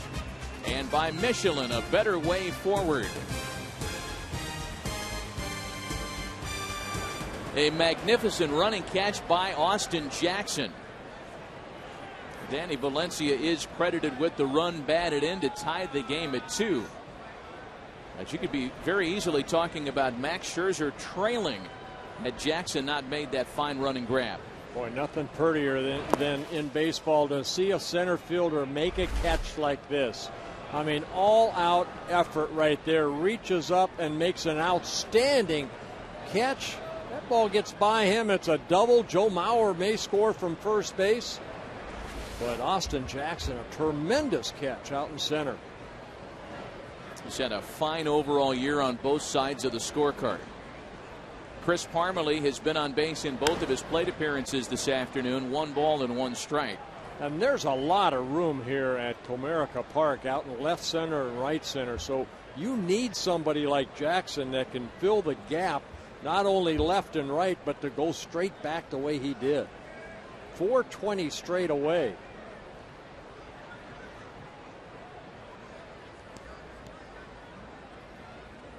One ball and 1 strike to count to Chris Parmelee. Rare is that trade that you can say after a couple of years, that was a nice trade for everybody involved. And that was the case in Austin Jackson being dealt to the Tigers. I mean, they paid a pretty penny, did Detroit. And there were no guarantees that things were going to work out as nicely as they did. From the Yankees, Curtis Granderson going to New York. Granderson's an MVP candidate. But financially, it was going to be tough to keep Curtis in Detroit moving forward. Yeah, that was that 3-team trade between the Yankees, the Tigers, and the Diamondbacks. Cabrera to Peralta. Back to Scherzer covering, and the damage minimized in a run. And that's the 4th turn behind Scherzer. Austin Jackson with a fine grab. It's a 2-2 ball game.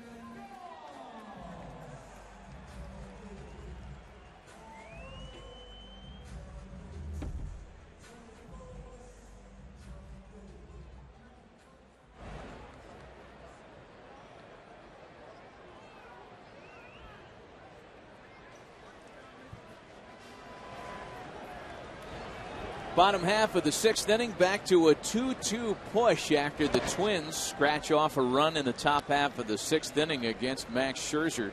So Anthony Swarzak back to even as he gets Delman Young, Miguel Cabrera, and Victor Martinez in the home 6th. Back with Hall of Famer Bert Blyleven and Matt Vasgersian here in Detroit. A fun ball game to watch. 2 runs on 4 hits for both clubs in the middle innings today. Yeah, both starters pitching well. A home run, couple home runs for in this ball game. One by the Twins, one by the Tigers. It was Mauer for the Twins and Wilson Betemit for the Tigers. Both solo home runs.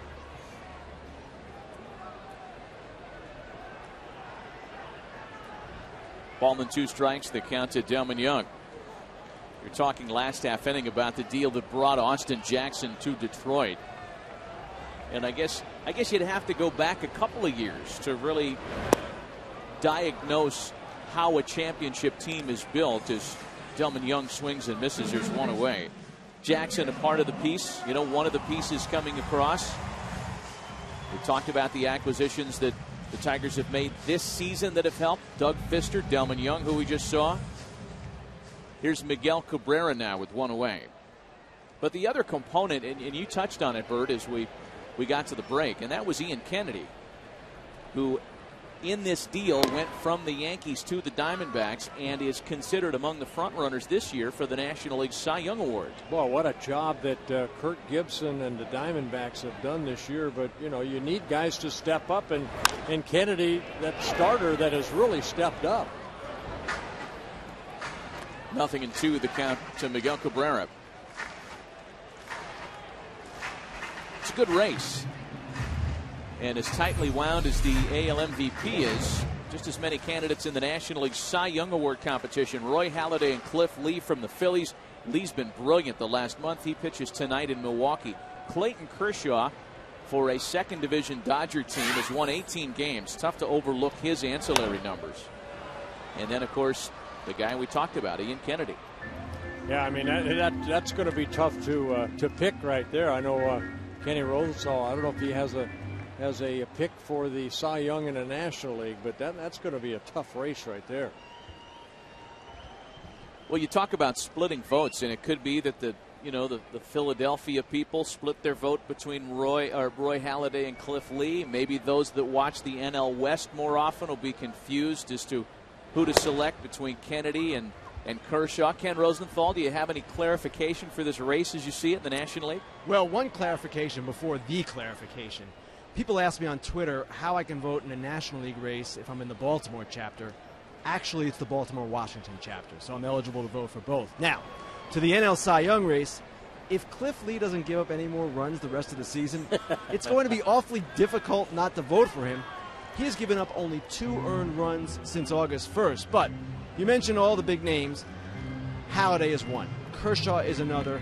And Lee as well. Kennedy's peripheral numbers are not quite at the level of those others, but this, too, is a tremendous race. You can also make the case regarding the postseason rotation. I mean, not only is Cliff Lee's dominant run right now affecting the Cy Young Award, if you're Charlie Manuel, don't you want Cliff Lee out there as often as possible? And you got Roy Halladay on your staff, by the way. It's a little nubber out to second base for Luke Hughes. And 2 gone in the 6th. You got Cole Hamels, too, that you want out there. And he was great the other day. Yeah. Hamels was great on Thursday, beating the Brewers in Milwaukee. Roy Halladay's Roy Halladay, and Cliff Lee goes tonight. He's working on another consecutive scoreless inning stretch that's pushing 30 innings as he faces Randy Wolf and the Brewers later on this evening in Milwaukee. And believe me, there's that competition right there. They all feed off of each other, and that's how nice it is to have, 1 horse, 2 horses. Now they got 3 horses in there with Cliff Lee. Here's Victor Martinez now. His RBI single in the 4th gave the Tigers a short-lived 2-1 advantage. I think what we've seen, though, from the riders over the last couple of years, especially in the American League, when you have Zach Greinke winning a couple years ago with the Kansas City Royals. I'm looking at Kershaw's numbers. And then you have, Felix Hernandez, even though they weren't on winning ball clubs, they still put up Cy Young type numbers. Now Kershaw, yeah, the Dodgers are starting to play a little bit better, but he's leading the National League in ERA. He's leading in innings pitched. He's leading in strikeouts. How can you not, take that into consideration when you do vote in, at the end of the season? And for some, the fact that a candidate like that pitches for a team that doesn't offer a lot of help around him is not a detriment, but a feather in their cap. I think with all the technology and all the stats that are out there in today's game, they have so many different areas that's why Felix Hernandez won. He won over, 13 ball games, I believe, and CC Sabathia won 21 with the Yankees last year. How could you not vote for CC Sabathia? He won 21.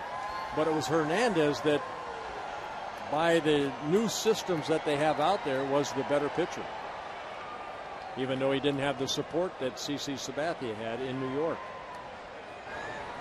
2 balls and a strike to count to Victor Martinez. There's more to pitching than wins. Wins, you have to be lucky to win a ball game. Believe me, everything has to go your way.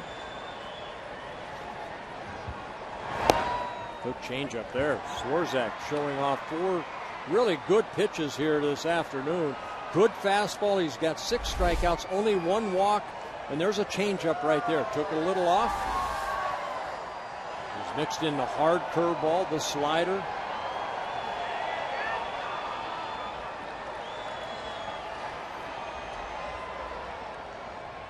There's been no bullpen activity behind Anthony Swarzak this afternoon, and for good reason.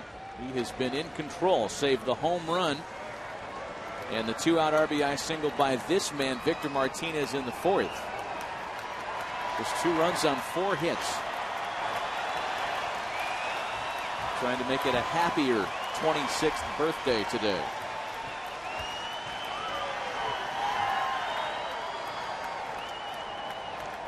Taking some additional time now with Rivera, and Martinez will step out. Alex Avila waiting next.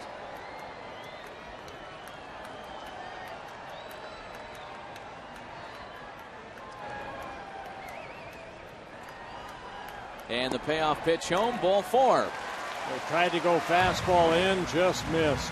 His 2nd walk of the ball game. A reminder, tomorrow morning, start your NFL Sunday with the Fox NFL Sunday pregame show. Our guys pay special tribute to the 10th anniversary of 9/11. Plus, they'll tell you if the Eagles have what it takes to live up to the hype. All that and more on the NFL Sunday pregame show tomorrow, noon Eastern, 9 a.m. Pacific, right here on Fox.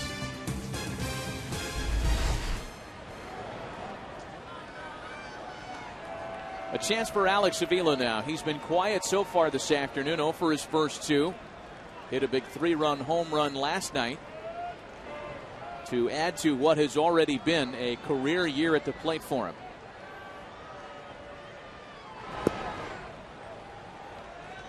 One of the numbers that most amazes me regarding Alex Avila, and there are a lot of them, is that for the demands of the position, as you take a look at his ranks among American League catchers, at or near the top of each one of those 4. His experience as a catcher have helped him at the plate in regards to the more he sees a starting pitcher, the more successful he'll be. The numbers bear this out. It's true of a lot of players. Shatters his bat that time. But for Alex Avila, the first time he faces said starter in a game, he hits .269 against that guy. From that point on, .351. So again, these are the experiences of a guy who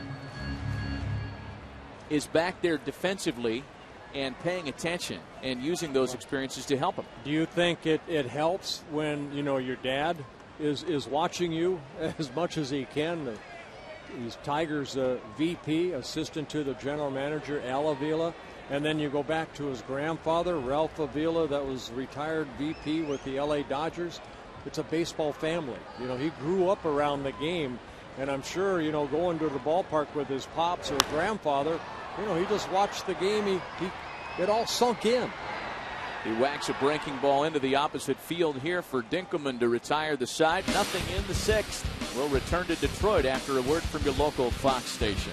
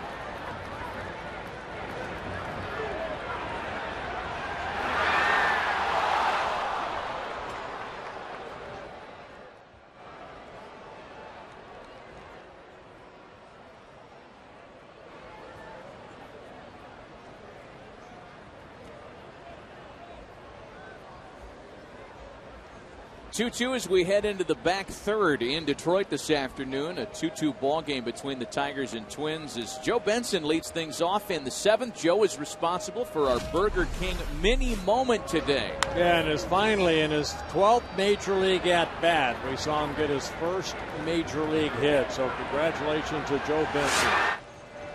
He'll lead things off in the seventh. Dinkelman and Hughes will follow. I'm sure you...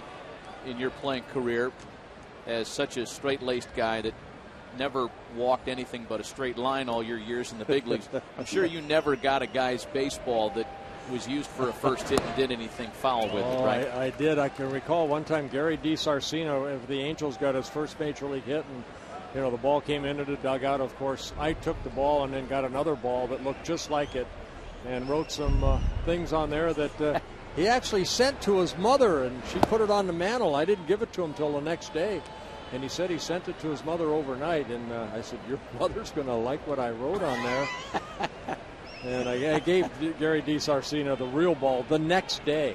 So 2 balls and a strike to Joe Benson. I kind of learned that from Willie Stargell. Will Pops would do that. A guy would come up and get his first Major League hit, and he would do the same thing, write some things on there that your mom and dad wouldn't be proud to read, but I understand. Just part of the game, having fun.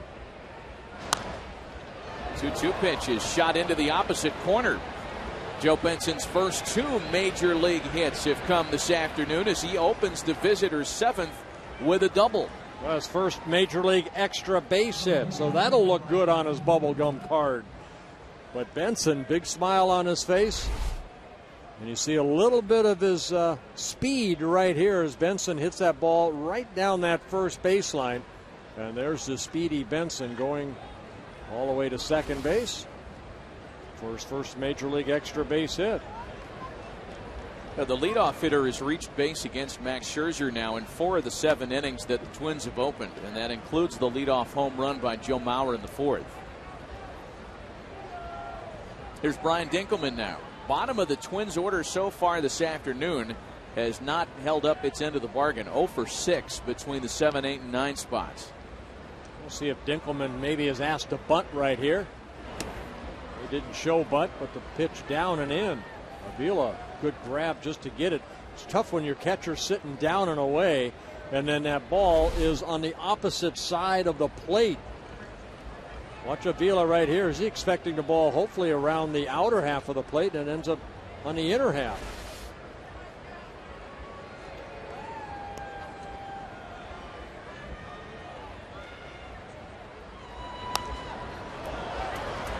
Ball and a strike, the count to Brian Dinkelman. You know, this we've talked about the Twins with all the injuries, but it's really affected them offensively. Only the Seattle Mariners have scored fewer runs in the American League than the Minnesota Twins. So situations like this is what Ron Gardenhire's talked about all summer long, is that you have to do the little things to get runs. Dinkelman's job right here, get Benson over to third base somehow. And they have not done a very consistent job this year doing that. As you watch some of the scores from around the big leagues this afternoon, note that there's a full docket still on tap tonight. And the Tigers will be paying attention to what's happening out west. That's where the Yankees are later on tonight in Anaheim, with CC Sabathia looking for his 20th win of the year. Again, just to revisit what we went on the air with a couple of hours ago. Detroit still with a chance to catch the Yankees for best overall record in the American League and home field advantage in the postseason. Swing and a miss. Dinkelman tied up. It's 2-2. A good off-speed pitch right there by Max Scherzer. You would think Dinkelman looking fastball, and he pulled the string.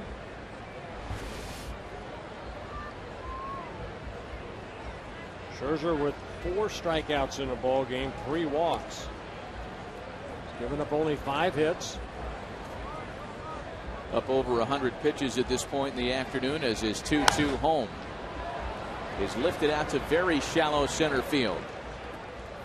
And that's going to be the first out of the inning, and that's going to keep Benson put at second base. Today's game is sponsored by Chevrolet and their award-winning cars, trucks, and crossovers. And by Michelin, a better way forward.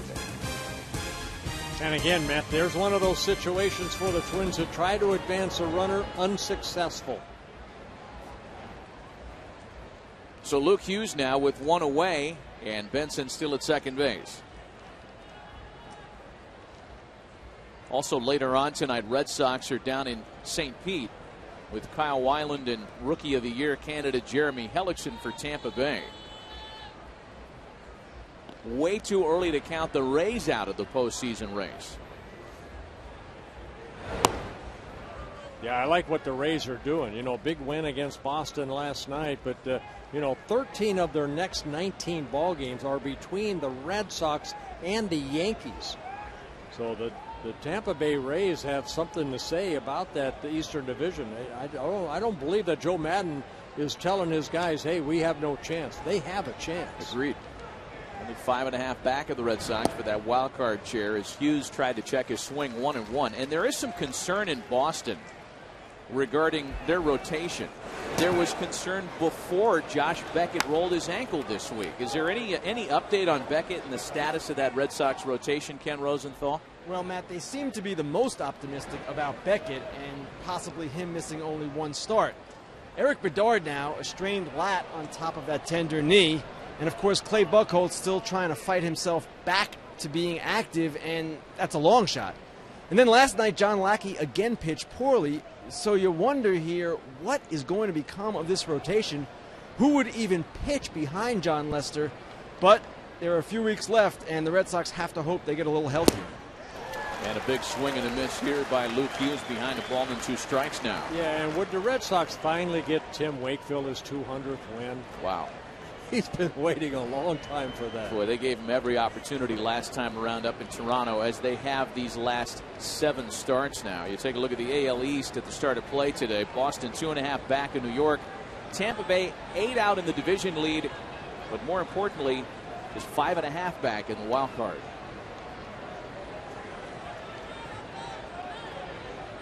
You know, you look at the National League, Matt, and there's really no club other than maybe the wild card, but the Atlanta Braves, 84 wins. The closest is the St. Louis Cardinals with 77 wins for the wild card. So it looks like, you know, that's kind of starting to put into place, but don't count out those Angels either. They've been playing a little bit better baseball. They're trying to catch the Texas Rangers.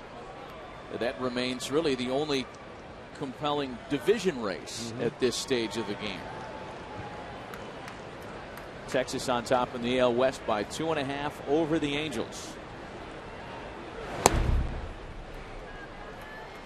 2 balls and 2 strikes. The count now to Luke Hughes. Well, we've really seen, I think, Max Scherzer all over the place this inning. Avila's made some great catches. He sits inside, the ball's away. Sits away, the ball's inside.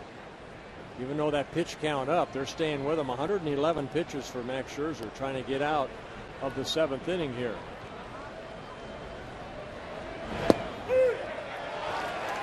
And a called strike 3 taken by Luke Hughes. Speaking of the Rangers, time for a DirecTV update.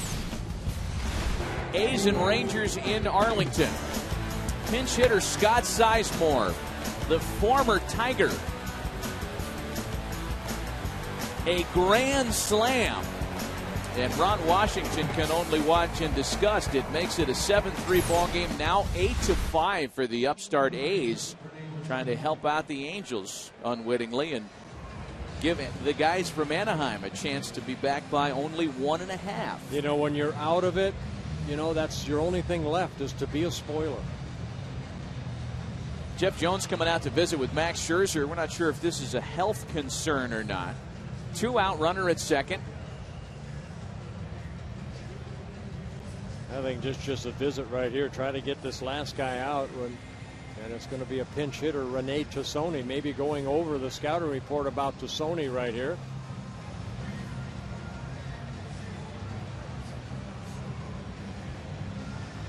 Yeah, no sign of anybody from the Tigers training staff there. That's just a little skull session between the pitching coach and the pupil. Yeah, Tassoni, a left-handed hitter, not hitting very well, but, you know, getting an opportunity like a lot of these young Twins, some major league experience.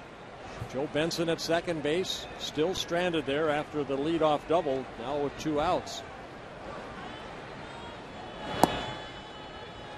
For Rene Tassoni, it's been a couple of trips up and down between AAA and Major League Minneapolis this year.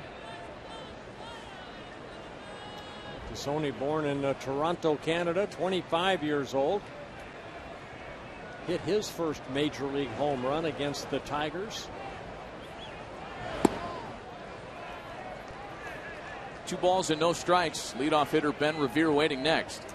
Yeah, that home run coming May 10th in Minnesota against Tiger starter Rick Porcello.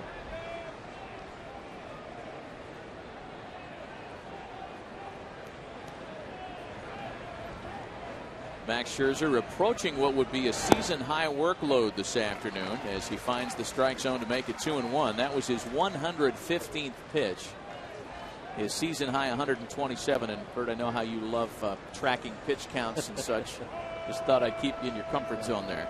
I'll tell you what, if I was one thing as a pitching coach, wherever I was, I would not have the pitch count on the board. I'd take it off the board just so my pitchers don't look at it between innings.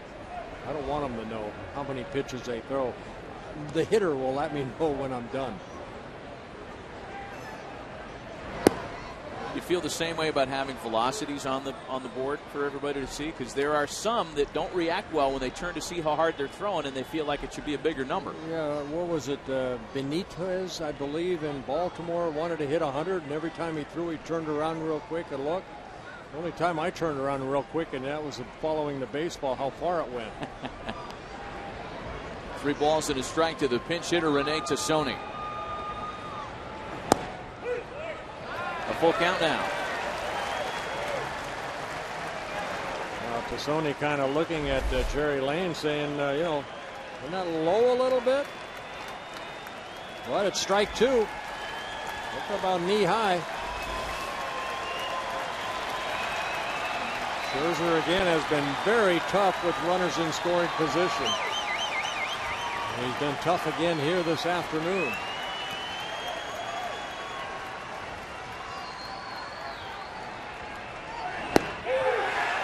A called strike 3. Leadoff double left stranded. Still a 2-2 ball game.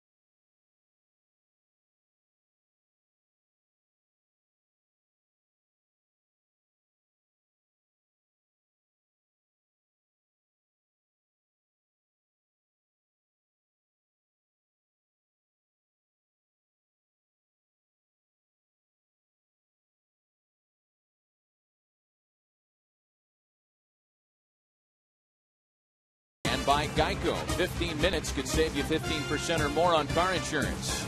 And by Warner Brothers Pictures' Dolphin Tale, in theaters September 23rd.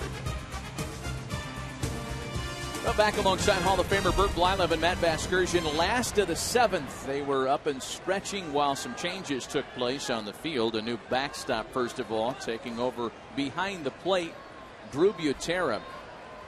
And a new pitcher as well. Anthony Swarzak done after a solid 6 innings of work today. Right-hander Matt Capps takes over in the 7th. Yeah, Capps making his 64th relief appearance. 61 in the 3rd inning, 60 hits allowed. Only 9 walks for Matt Capps. Always had excellent control with 30 strikeouts. He's a pitcher that makes that hitter put the ball in play.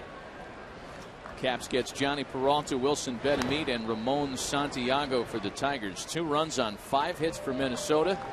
2 runs on 4 hits for Detroit this afternoon. Yeah, both starters doing a good job. Scherzer with the 7 innings and Swarzak with the 6 innings.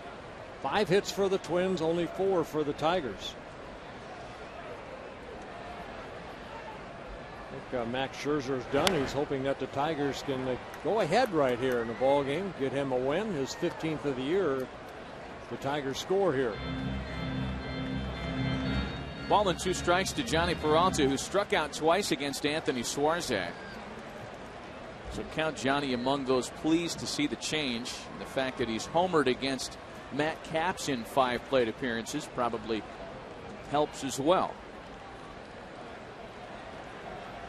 And the 1-2 home is swung on and missed.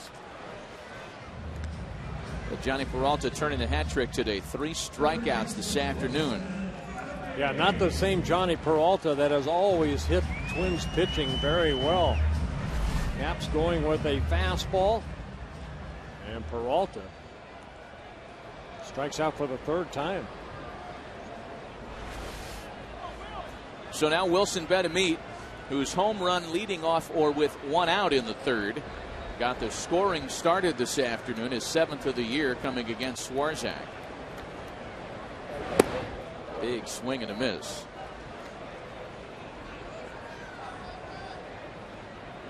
Capps with a fastball, a slider. You see the numbers of Betemit, 1 for 2, the home run. That coming in the 4th inning. Excuse me, 3rd inning. On the ground to second for Luke Hughes, and there are 2 away. Just a reminder, catch all the action of the 2011 Major League Baseball postseason on Fox and TBS. It all begins Friday, September 30th with the Division Series on TBS.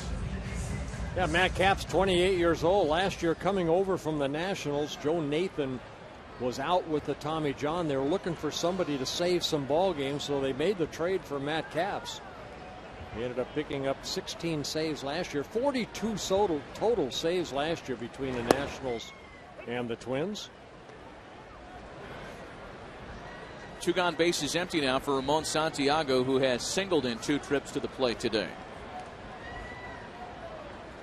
You know, with that reminder, Bert, that the postseason begins on a Friday, that's extra bases for Ramon Santiago. More on the postseason in just a moment. The Tigers with the go-ahead run in scoring position here in the 7th. You know, Matt, we had a chance to sit down with Jim Leland before the ball game, and Ramon Santiago's name was brought up about how important this guy has been to the organization. Now, he's a guy that signed by the Tigers and then left for Seattle for a couple years, and then the Tigers re-signed him in 2006. He's one of those utility guys that can play anywhere, that he's just good to have on the ball club. A guy that has a lot of experience, 10 years of Major League experience for Santiago. Austin Jackson now. Ken Rosenthal, Jim Leland likes the versatility of a guy who can play shortstop well in addition to other positions. He does, Matt, and he was full of praise for Santiago. But when a reporter asked about Santiago's recent power surge, Leland said, hey, don't mark him down to challenge the Babe. Ball and no strikes to Austin Jackson. So it's not Babe Santiago. Yeah, not quite yet. He did hit the home run yesterday, his 5th of the year. No, I love talking to Jim Leland. He is such a baseball guy to his very core.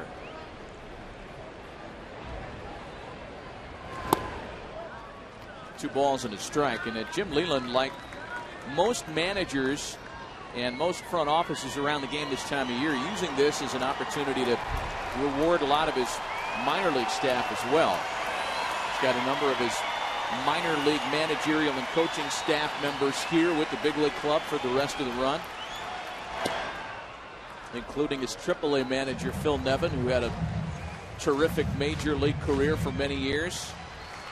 A lot of people regard Phil as a rising star in the managerial ranks.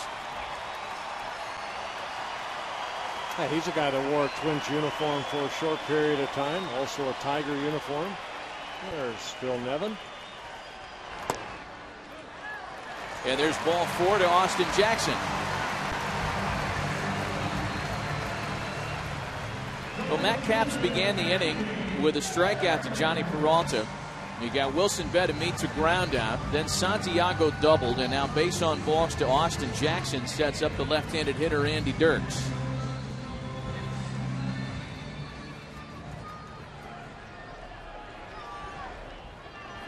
Dirks doubled and scored back in the 4th. Only one previous plate appearance against Matt Capps.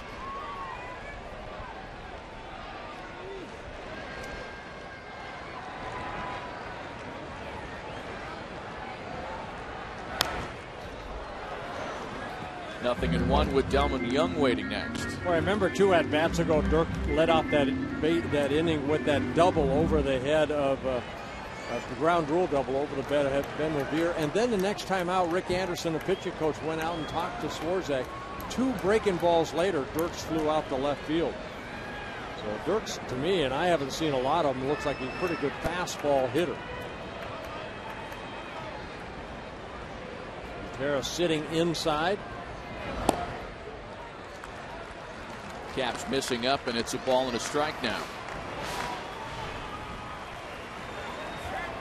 The splits for Matt Capps are, for the most part, even between right and left-handed batters. In fact, again, counterintuitively, right-handed hitters have had a little bit more success against Matt this year. 1-2. You see that fastball that he'll start on the inner half of the plate, and then it'll sneak over to the corner of the plate. To get ahead in the count. Watch a little bit of movement, that two-seamer. And Butera holding it for a second.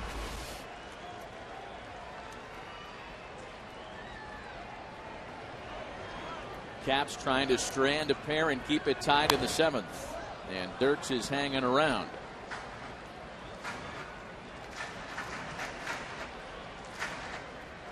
It's the series and season finale between the Tigers and Twins tomorrow afternoon. And for that one, it's going to be Doug Fister for Detroit. Scott Diamond, the young left-hander, gets the ball for Minnesota. Yeah, and the Tigers have just dominated the Twins this year, 12-4 in the first 16 games. Another Central Division team that the Tigers have dominated. 41-21 in the Central Division. Popped him up. Revere in shallow center. Nothing comes of the 2-out micro rally in the 7th. We're moving on to the 8th. Still tied 2-2.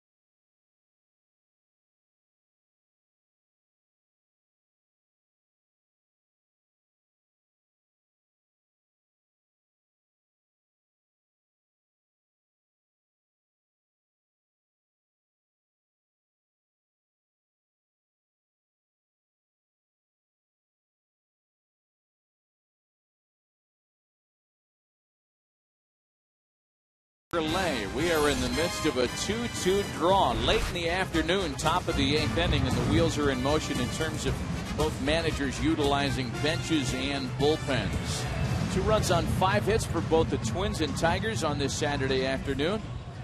Back with Hall of Famer Burt Blyleven, Matt Vasgersian. Brandon Inge is now part of the box score. He takes over at third base for Wilson Betemit. And the new pitcher is left-hander Phil Koch. Yeah, Phil Koch making his 42nd appearance. Now here's a guy that started in the rotation for the Detroit Tigers. I mean, they were hoping that it would work out as a rotation as a starter, but it really didn't. And Koch back where I feel that he's best suited, and that's kind of a setup man out of that bullpen. He did a great job last year with the Yankees. 72 relief appearances, 4.50 ERA. But he's one of those guys that has a very resilient arm. 72 appearances, a lot of appearances. He'll get Ben Revere leading things off in the visitors' eighth. Revere, Plouffe, and Maurer. Again, two of those three batters from the left side. Thus the decision to go to Koch here. Revere bunting and pushing it foul behind 0-2. Yeah, those numbers were the Yankees 2 years ago. Last year, 74 appearances for the Tigers. Koch in his second season with the Detroit Tigers.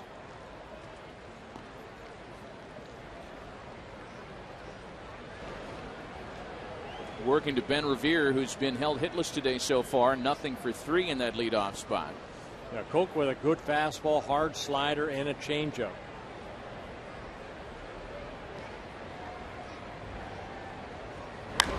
Phil Koch, as we mentioned earlier, came in a part of the Curtis Granderson deal. Came here with Austin Jackson in exchange for Granderson, an MVP candidate this season. So again, just more as to why that deal benefited not just the Yankees and Tigers, but again the Diamondbacks, as we've already talked about, reaping the benefits of that as well with Ian Kennedy.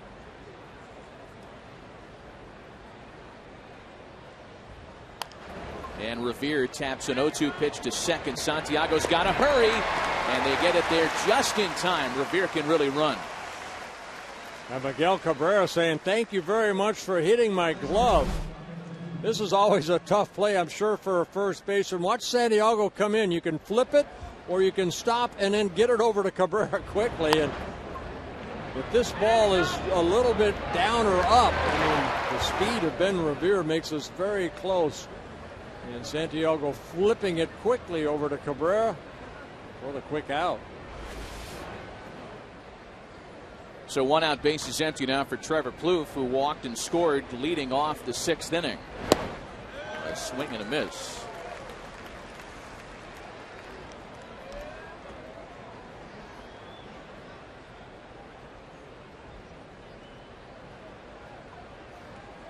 Joe Mauer waiting next. He has homered today. In fact, Mauer has not been guilty of recording an out this afternoon. A walk, a home run, and a base hit.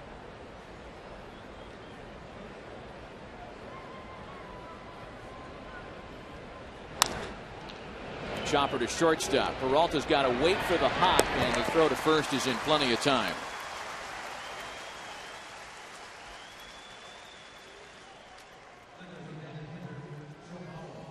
Time for a DirecTV game break. Indians on the south side. Shelley Duncan has been red hot. Goodness, what has gotten into Shelley Duncan? A pair of 2 home run games during the week. He goes deep earlier today, and this one's in the 8th now. Indians and White Sox are all tied at 3. Get every big league game and the most in HD. Call 800 DirecTV. That looked like a hanging breaking ball from Jesse Crane. Yeah, Shelley Duncan hit a couple home runs off of Verlander. That matchup, the Indians and the White Sox, Bert, seems to be more and more the race for second place in the AL Central. Here's Joe Mauer once again now with 2 gone. In the midst of a good afternoon.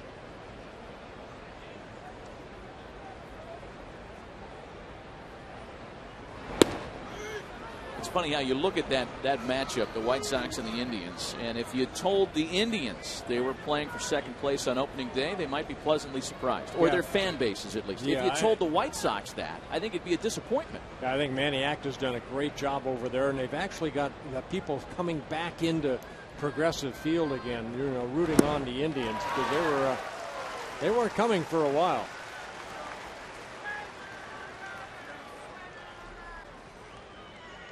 But it's the Detroit Tigers that kind of, right around the All-Star break, everybody was hovering right around 500.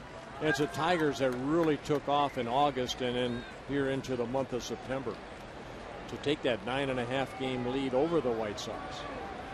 1-2 to Joe Mauer.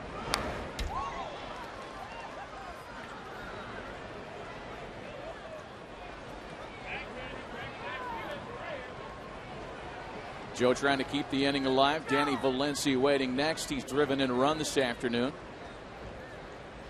It's going to be the middle of the Tigers' order when this ball game gets to the bottom of the 8th. Koch trying to deliver it there, still tied 2-2.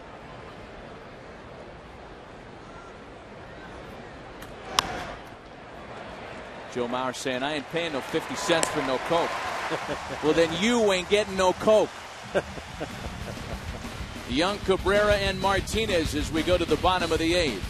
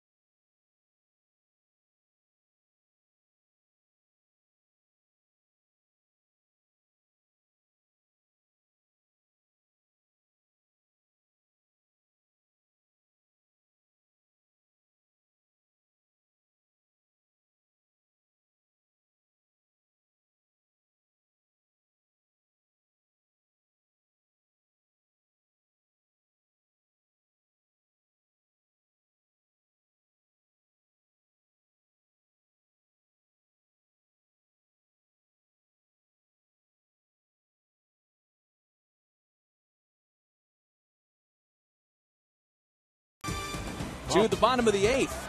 Yeah, third pitcher used by Ron Gardenhire, Rick Anderson. It'll be Alex Burnett coming into the ball game, making his 61st relief appearance. And his ex-mate Delman Young taps out to second base for a quick first out of the inning. 61st appearance for Alex Burnett. 48 innings, 48 hits allowed, 20 walks, 1 intentional with 31 strikeouts. Burnett, just 24 years old, out of Anaheim, California, signed by the Twins in 2005. Miguel Cabrera now. He has been conspicuously quiet this afternoon, 0 for 3, having entered play 6 for his last 12.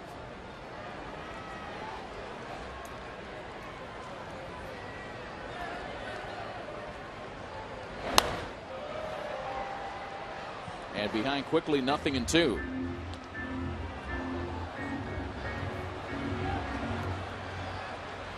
Some of the scores of games in progress coming on the Fox Sports ticker on the bottom of your screen.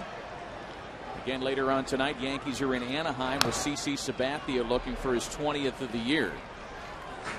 That's a part of the prize the Tigers have their eyes on this afternoon. Well, good pitch right there by Cabrera Burnett to Cabrera. Fastball inside. A guy that likes to extend his arms. Butera again going inside. And a ball running in.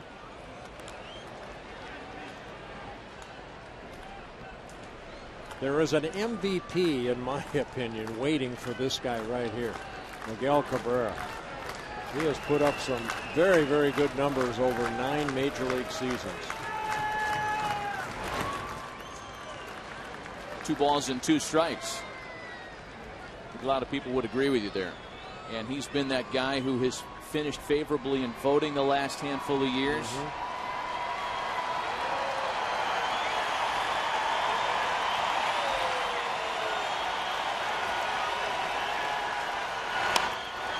2-2 pitch is driven to the opposite field. Benson is there to make the catch.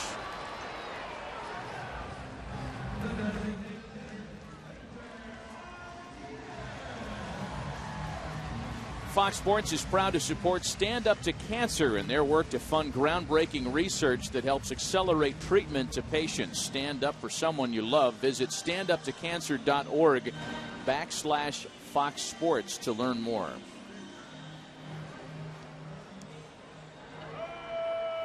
Two gone now for Victor Martinez. Martinez has singled in a run and walked. The base hit back in the fourth extends a modest hitting streak to 7 straight. And on the first pitch, a drive out to center field. Rivera on the move, and he's there to make the catch. That's routine stuff for Ben Revere, given the highlight reel he's put together this season. To the ninth, still tied at 2.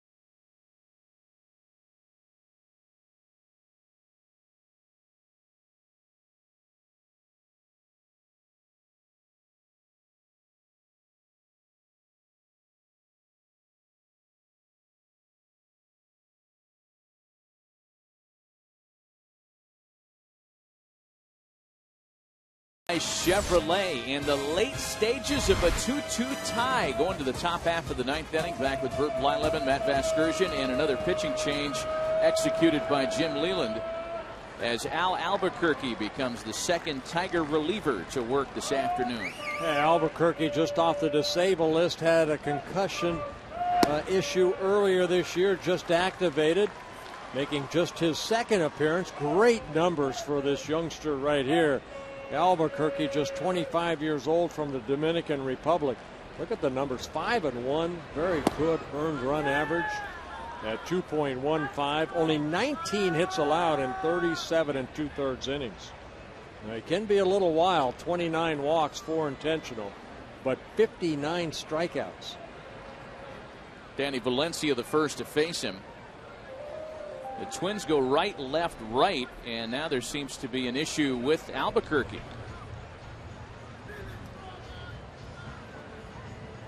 He's doing his best to wave off the Tigers trainer. We'll take a look at that pitch that drew the concern.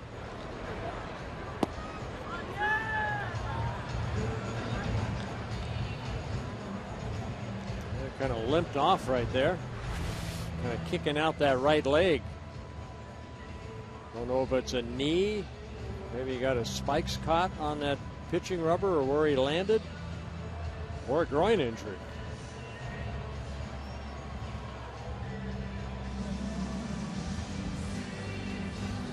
Well, they're going to watch him make a couple of pitches here to make sure everything's okay.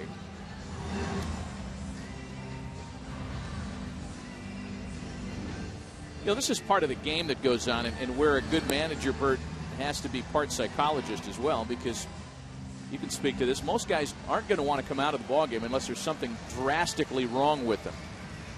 And then the manager has to decide if he's being completely honest with them or not. I think it's, you know, what Jim Leyland, Ron Gardenhire, the two managers here, what they have to know is everybody's personality. You know, you kind of have to see it in their face. Hey, are you okay? Yes, I'm okay.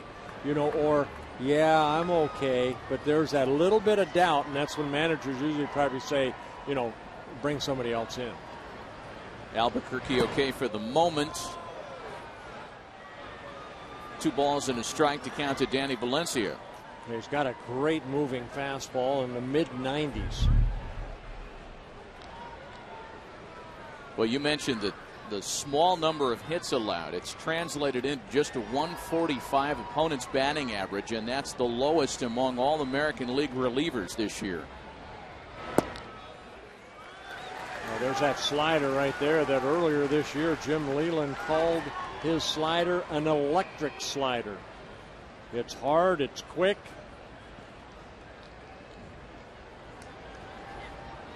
And there's that electric slider that hits the corner down and away.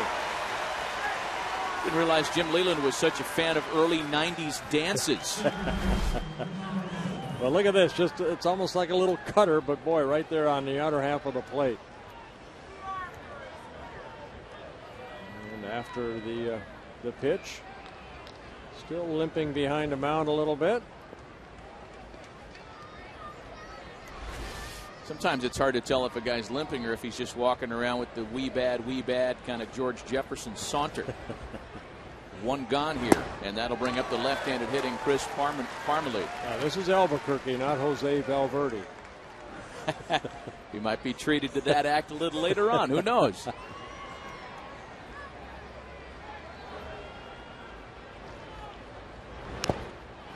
Foul back, and it's 0-2 to the rookie first baseman. You know, that was an interesting conversation we had with Jim Leyland today. It wasn't much of a conversation, but we're discussing Jose Valverde and his theatrics, if you will, to be diplomatic. And the skipper simply said, when that happens, my back's usually to the field and I'm shaking hands with my coaches. Yeah. I don't pay attention. Because it's not in character for Jim Leyland to really embrace that kind of thing. Right. Jimmy's from the old school. Just play the game, you know, don't show anybody up. Don't, you know, when you, who was it, Perez, I believe, they used to shoot guys down with the Atlanta Braves, came up with the Pittsburgh Pirates. I'm trying to remember his name. Which, was it Melito or Pascual? Pascual, yeah. Perez, yeah. After he get a strikeout, he'd point at the batter and, you know, shoot him down. Well.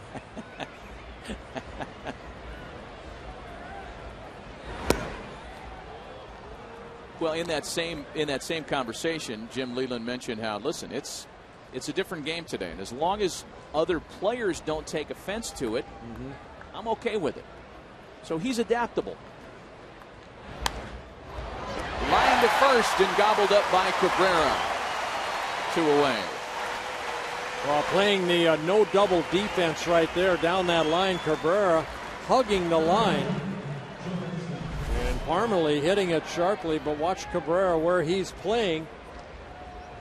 And able to catch that line drive in foul territory. Verlander say very nice.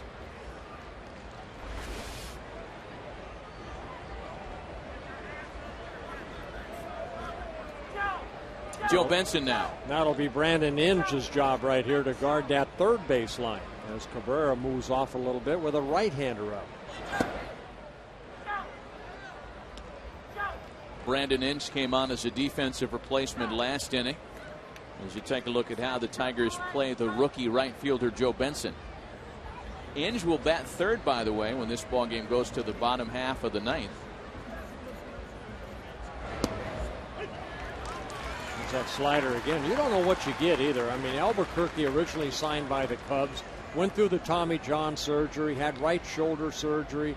The Tigers signed him over the winter, not knowing what they're going to get. He started in AAA, and once he got called up, he's been nasty. Another good slider down and away. And a strike away from giving the Tigers a chance to win it walk-off style this afternoon. Alex Avila will lead things off when we go to the bottom of the ninth. We talk about durability. There's a guy right there, Alex Avila. With only one catcher on the Tigers team because of Martinez, Avila's caught almost every inning. Albuquerque drives through the Twins 1-2-3 to the bottom of the ninth, tied at 2. An electric slider.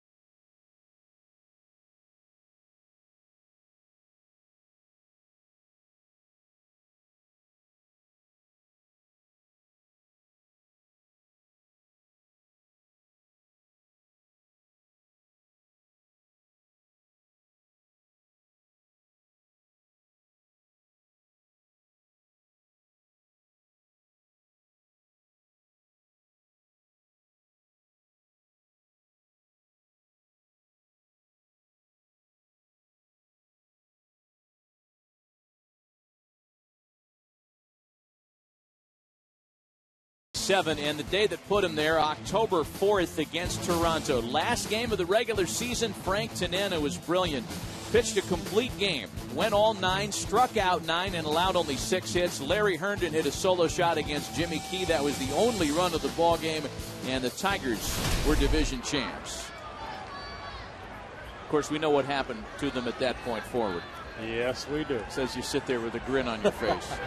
Alex Avila leads things off against the new Twins pitcher. Left-hander Glenn Perkins takes over on the mound, and Avila's retired on 1 pitch. Yeah, Glenn Perkins been bothered a little bit by a right or left forearm issue, but making his 59th relief appearance. Done a good job out of the bullpen. 2.59 ERA. Only 47 hits allowed in 56 innings pitched. 61 strikeouts for Perkins. Johnny Peralta now. And Peralta hoping to perhaps change his luck against a left-hander here. 0 for 3 with 3 strikeouts to start the day. Well struck out to right, but playable for Benson. 2 very quick outs for Perkins in the ninth. You know, the Twins tried to put Perkins in that starting rotation, and what they saw is a fastball about 91 to 92. And ever since he's put in the bullpen, that fastball now is clocked at 94 to 96 at times. And they asked him why. He said, hey, I could just kind of air it out. And he's been airing it out all season long. So 2 gone now in the first plate appearance of the afternoon for favorite Brandon Inge, who came in as a defensive replacement earlier today. Brandon with a nice ovation as his name was announced. He is in fact the longest tenured member of the Tigers and has endured a rough season. It's included a stint in the minor leagues and a sub-200 batting average this year. Yeah, they designated him for assignment in late July, and he was outrighted to Toledo. We went down there, played very well, and got called back up. Inge in his 11th season as a Detroit Tiger. 2 balls and a strike to Brandon. Ramon Santiago would be next here in the last of the ninth with 2 away should Inge keep it going. Maybe Brandon Inge will just send everybody home! Game winner! Santa Maria!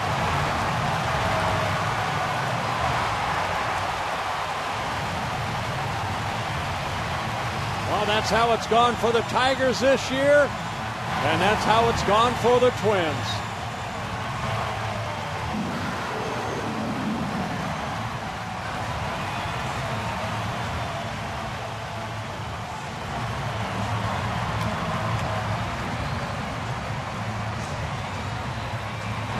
Inge with his 3rd home run of the year, a game winner with 2 outs here in the bottom of the 9th inning.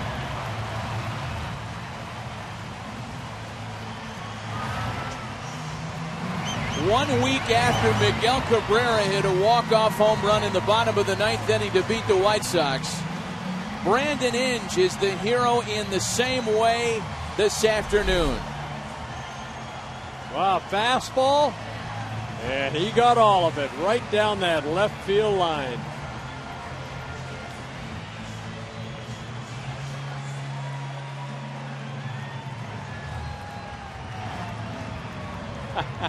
On super slow-mo.